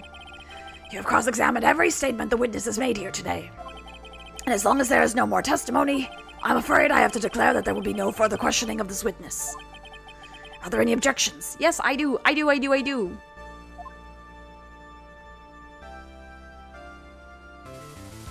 She's been tried for murder, but they were all different murders. And I hereby end the cross-examination of Luke Atme. Hold it. I think I see it. Your Honor, when you were a child, this is what was on your report card every year. Has poor hearing and often makes mistakes as a result. How did you... Phoenix, raise your head up high. Have you forgotten what I used to tell you? A lawyer is someone who smiles no matter how bad it gets. That voice. No way. Long time no see, Phoenix. Mia! This is the true power of the Kurain channeling technique. I know that it's really Maya who's standing before me. But right now, she's my mentor, Mia Fey. Now, let's do this. But there's nothing more we can do, Mia. Without any more testimony, I can't cross-examine. Not yet. The testimony's not over yet. What do you mean? Your Honor, just now you said something very interesting. You have cross-examined every statement the witness has made here today.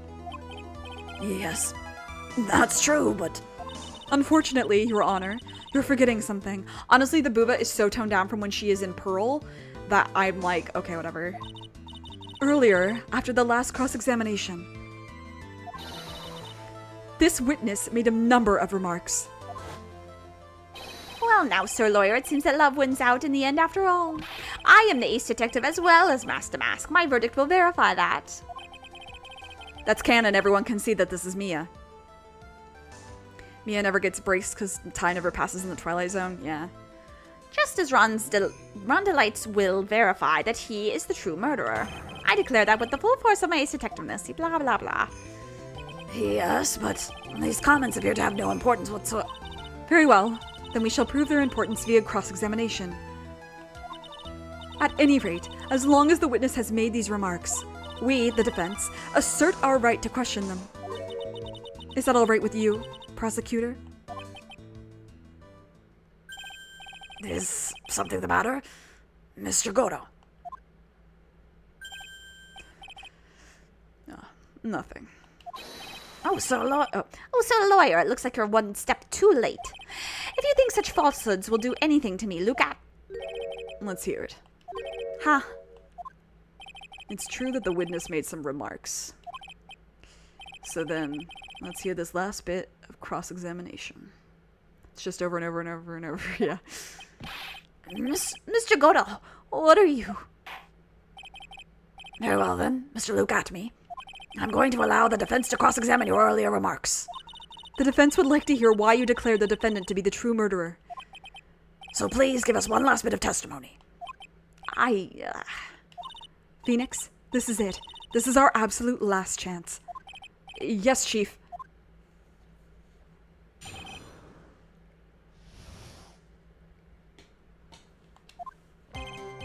Indeed, it is true that I was not at Lordly Taylor. I had to leave to see about another vitally important job request. I had known about the date beforehand, so I had this photograph readied. My brilliant deduction was what informed me that the true culprit was Ron Delight. And thanks to the keycard and wallet, it was abundantly clear that he was there. I was also able to make a deduction from the buzzer, which only sounded once. The button did not have any fingerprints on it. Why? The victim would have left prints if he had sounded it, which means the killer sounded it. Mr. Delight was wearing his mask-to-mask outfit, which is why he left no prints. And the blackmail letter, the victim likely just mistook the color of the jewel. Zvari! Therefore, all of the evidence points to that poor boy. This testimony actually seems to hold up pretty well. He really yapped. The witness's earlier remarks do not appear to have been hastily prepared. All of his points have been explained, and none of them seem to contradict anything. But of course. But how did you know about the emergency buzzer? The police investigation documents went directly through me. And I always look over all the documents. It's elementary, sir lawyer. Are you going to make even more trouble for us now, sir lawyer? I will not allow any of your usual shenanigans, Mr. Wright. Oh. Yes, Your Honor. We cannot postpone Luke Adme's trial any longer. This is your last chance. Hang on a sec. Just one chance? Huh. It seems that the party's about to begin. Well, Phoenix, there isn't any evidence that contradicts with that testimony. So it would seem. What do you mean, so it would seem? Listen, Phoenix, pointing out contradictions doesn't always mean you have to present evidence, does it? At any rate, this is our last chance. If you can't point out a case-breaking contradiction, you lose. That's all there is to it. Cup number 17. The last cup. It seems like the time has come to put an end to this trial. I have to find a fatal contradiction in this testimony. And I need to point it out without presenting evidence.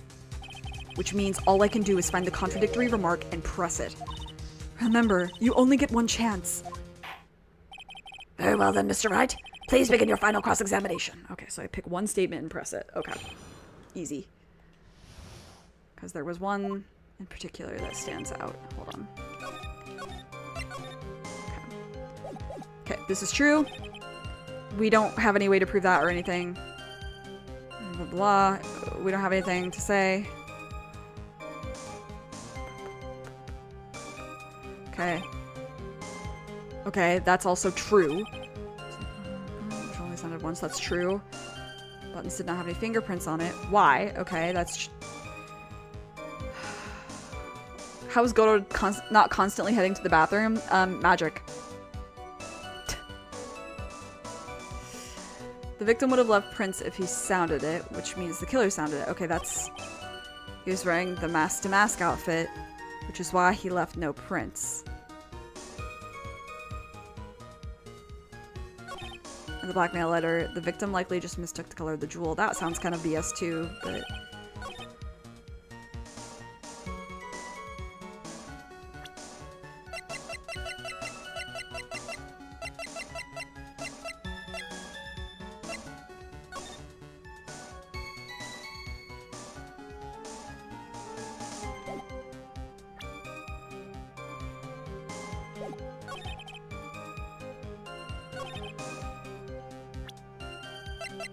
Bladder of steel, yeah.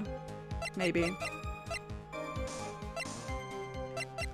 I know I don't have to present anything, I'm just like...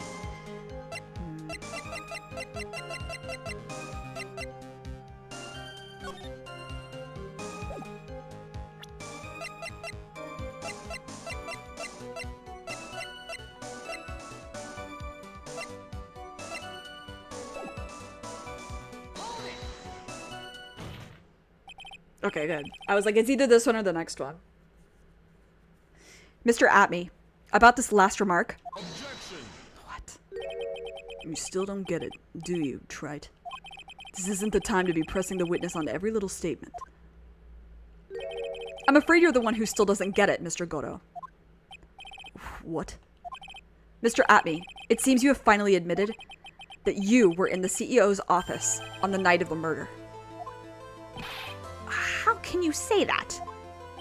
Let's review your testimony, shall we, Mr. Atme? The button did not have any fingerprints on it. Why? Mr. Delight was wearing his mask-to-mask outfit. Is that correct? Indeed, that's what I said. My deductions are absolutely foolproof. More like your deductions prove that you're a fool. I'm sorry, whatever do you mean? For some reason, I'm starting to get really thirsty. When exactly did we learn the fact that Ron Delight was dressed as mask to mask when he went to the scene of the crime? We did not learn it until we came to this courtroom. That was, It was just a few hours ago. Back when my sixth cup was looking at me with a cold stare, which I think was before this guy came into the room. Huh? Oh, did I forget to mention it before? I'm sorry, I just never had a chance to mention it up until now. That's right. The defendant had yet to tell anyone else this fact before this morning. Therefore, the only people who should know about this are those who have been watching this trial. Do you understand now, Detective Atme? There is no way that you should have known about that.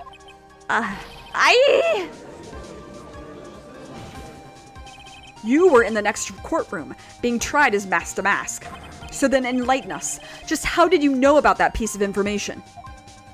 Oh, well. Come on, this detective must have known about it. He probably had plenty of chances to find out beforehand. No one else knew.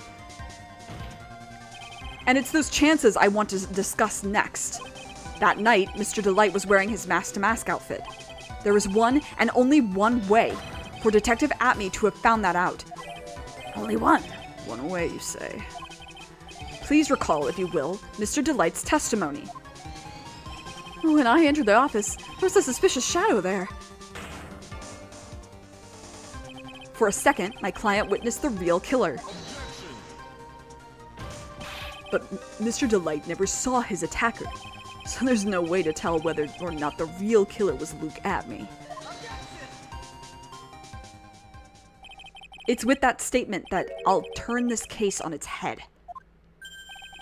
Just what are you implying? Mr. Delight saw the real killer, correct? Now, if you turn that statement around, it stands to reason that the real killer had also seen Ron Delight. Impossible.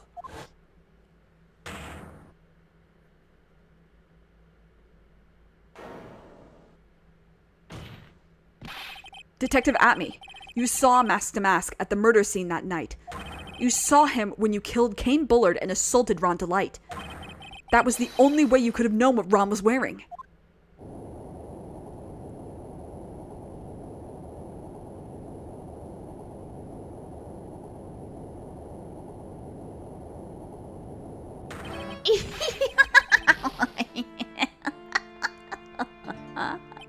Take a good look, everyone! Unable to find a rival worthy of my genius, I was forced to create one by myself. Here I am, the tragic clown. That's the same line you gave yesterday. But I think there's a little more meaning behind it this time.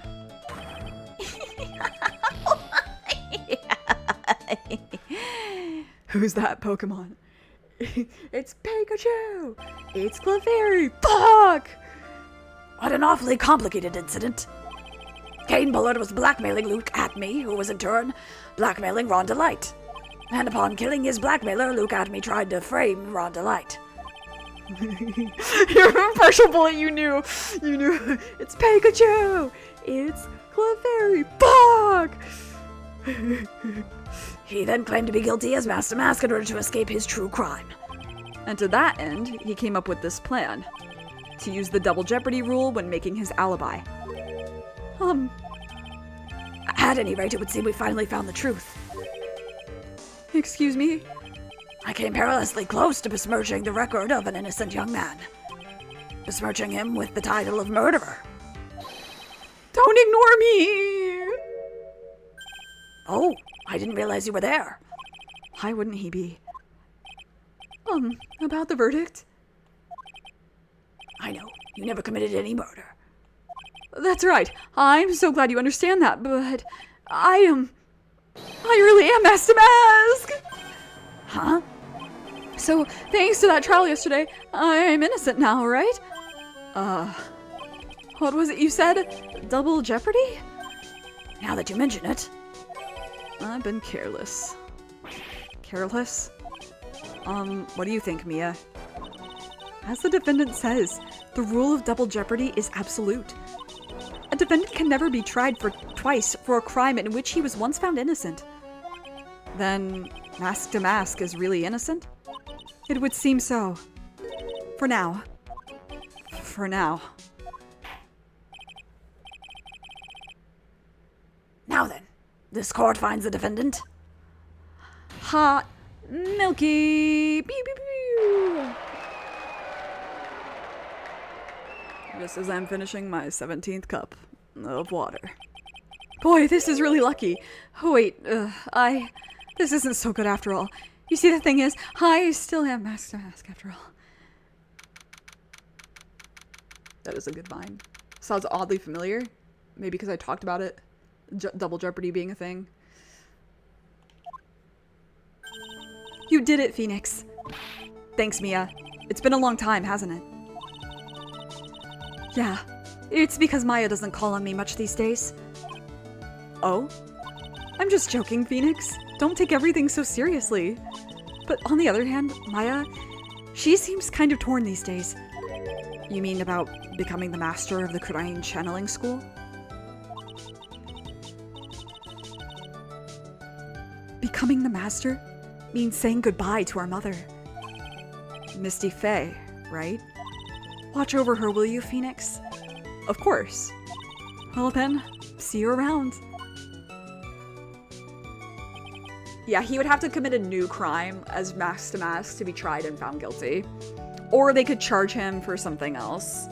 And then he would, like, related to the thieves. Mia.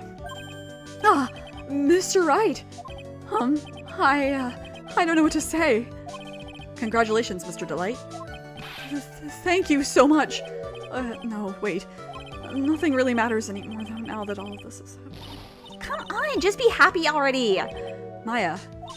You've been cleared of the murder charges and got off as Mask to Mask to boot. But in exchange, I lost everything. Huh? What do you mean? Stealing security information from KB Security, becoming Mask to Mask. I did it all for one reason. For her. You mean your wife, Desiree? She hates criminals more than anything. Come to think of it, she was once held hostage by some robbers, wasn't she? I'm gonna just like... Who do you think would actually get married first? Maya, for sure. Maya, for sure. Phoenix is too stupid. Phoenix and Edgeworth have to do a 10-year dance around each other. Maya has Riz. She always said how she hated sneaky criminals. I knew that, but once I got fired from KB Security and lost all the money I had, she wouldn't have any reason to stay with me. I thought she would leave me for sure. So that's why you became Mask to Mask? Yes, but it's all over now. A broken bowl can never be put back together. That's untrue, right, Nick? Right. Really? Can we go back to the way things were? You'll be fine, and Nick can prove it. I can? I kind of wish you would check with me first. Mr. Delight, even if a bowl is broken, there's always a way to put it back together. I guess it's the urn. The sacred urn? Tessie was the one who found this. What do you mean, Phoenix attracts all the girls? Just because he attracts anybody does not mean that he knows how to get married.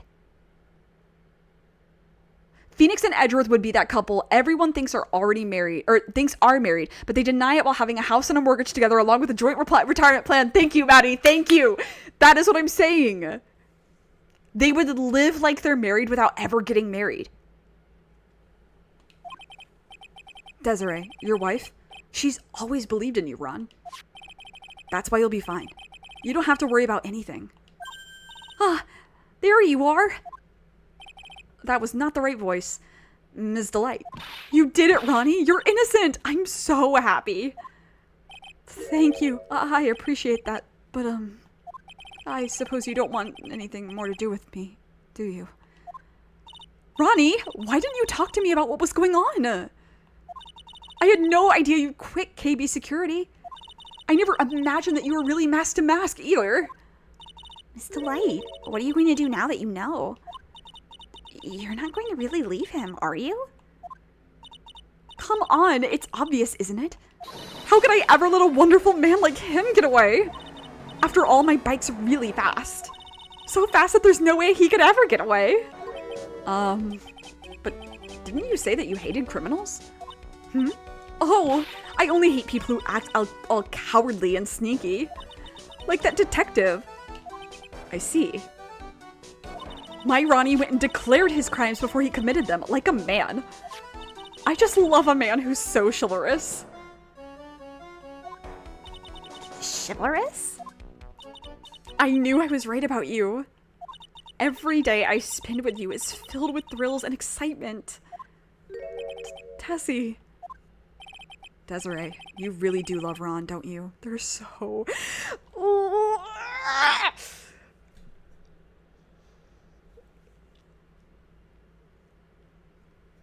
I want that. Nikki boy. Yes? I'm really glad I asked you to defend my Ronnie. Thank you so much. I'll never forget what you've done for us. Oh, well, take care of yourself. You too, Nikki boy. Gulp. I can feel my face going red. Mr. Nick! Mystic Maya, congratulations! Talk about bad timing. Mr. Nick! How could you, with another man's wife, in front of Mystic Maya? No, you've got it all wrong. I'll never forgive you! Never! Ever!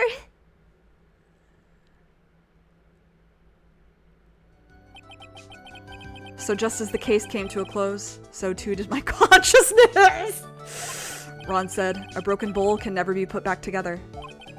But I know that's not true. I mean, just look. Aww. Here's a perfect example of one that was put back together even better than before. Cute. Phoenix, we are married. Maya. You guys have been living together for 10 years. Edgeworth, I don't see what you mean, Miss Faye. You guys exchanged rings in a church! Oh, not that much. Maybe like under Sakura tree. You sleep in the same bed! I never understand why Phoenix is not a celebrity in his own world. He's like a low-key celebrity, I think. I have the mental image of Pearl just jumping high and double slapping him, yeah. Yeah, like Phoenix, I guess, is like the normie in the group of like weirdos, I guess, but he's also a weirdo.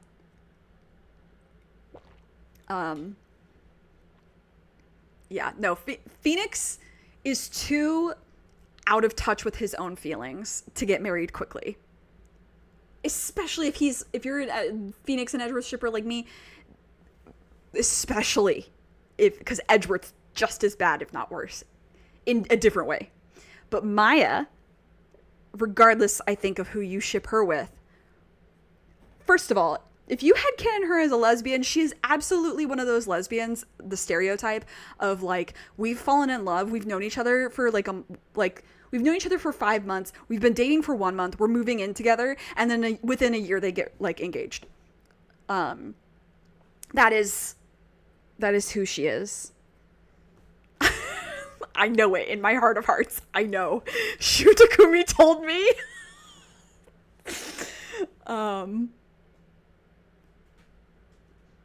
Anyway. Maya does have a lot of trauma, but she would handle it a lot better than Phoenix. And I know that for a fucking fact. It's never explicitly said, but the way that the games are shown, it's a show don't tell situation. If you interpret the characters, Maya is much better about handling her trauma than Phoenix. Phoenix handled his grade school trauma. Phoenix handled his grade school trauma by going to law school for a man.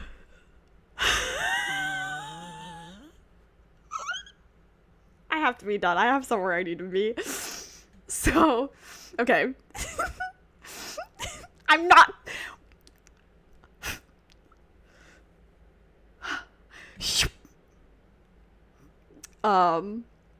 Anyway. Thursday, we will begin case 3. Recipe for Turnabout. It's a doozy. There's gonna be some fun voices in this one, though. I'm really excited. And then Saturday, more Okami. And the cycle shall repeat until it doesn't. I imagine her like the positive asexual. Fallen comedy, me too, actually. But that doesn't mean that she would not get married quickly. I know ace people in relationships that have gotten married relatively quickly. Yeah. But I also see Maya as somebody on the ace spectrum, to be honest.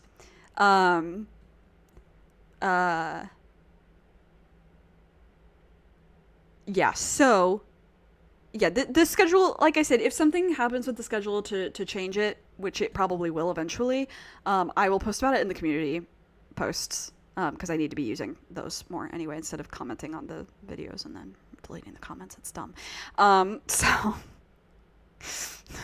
yeah, the cycle will continue. Anyway, you know the drill. Take care of yourself. Take care of others. Be good to yourself. Be kind. Stay safe. Stay hydrated. Especially those of you who have been outside in the heat. Wear a mask if you can, please. There's a surge everywhere. Literally everywhere. And thanks for hanging out. And I'll see you when I see you. Bye.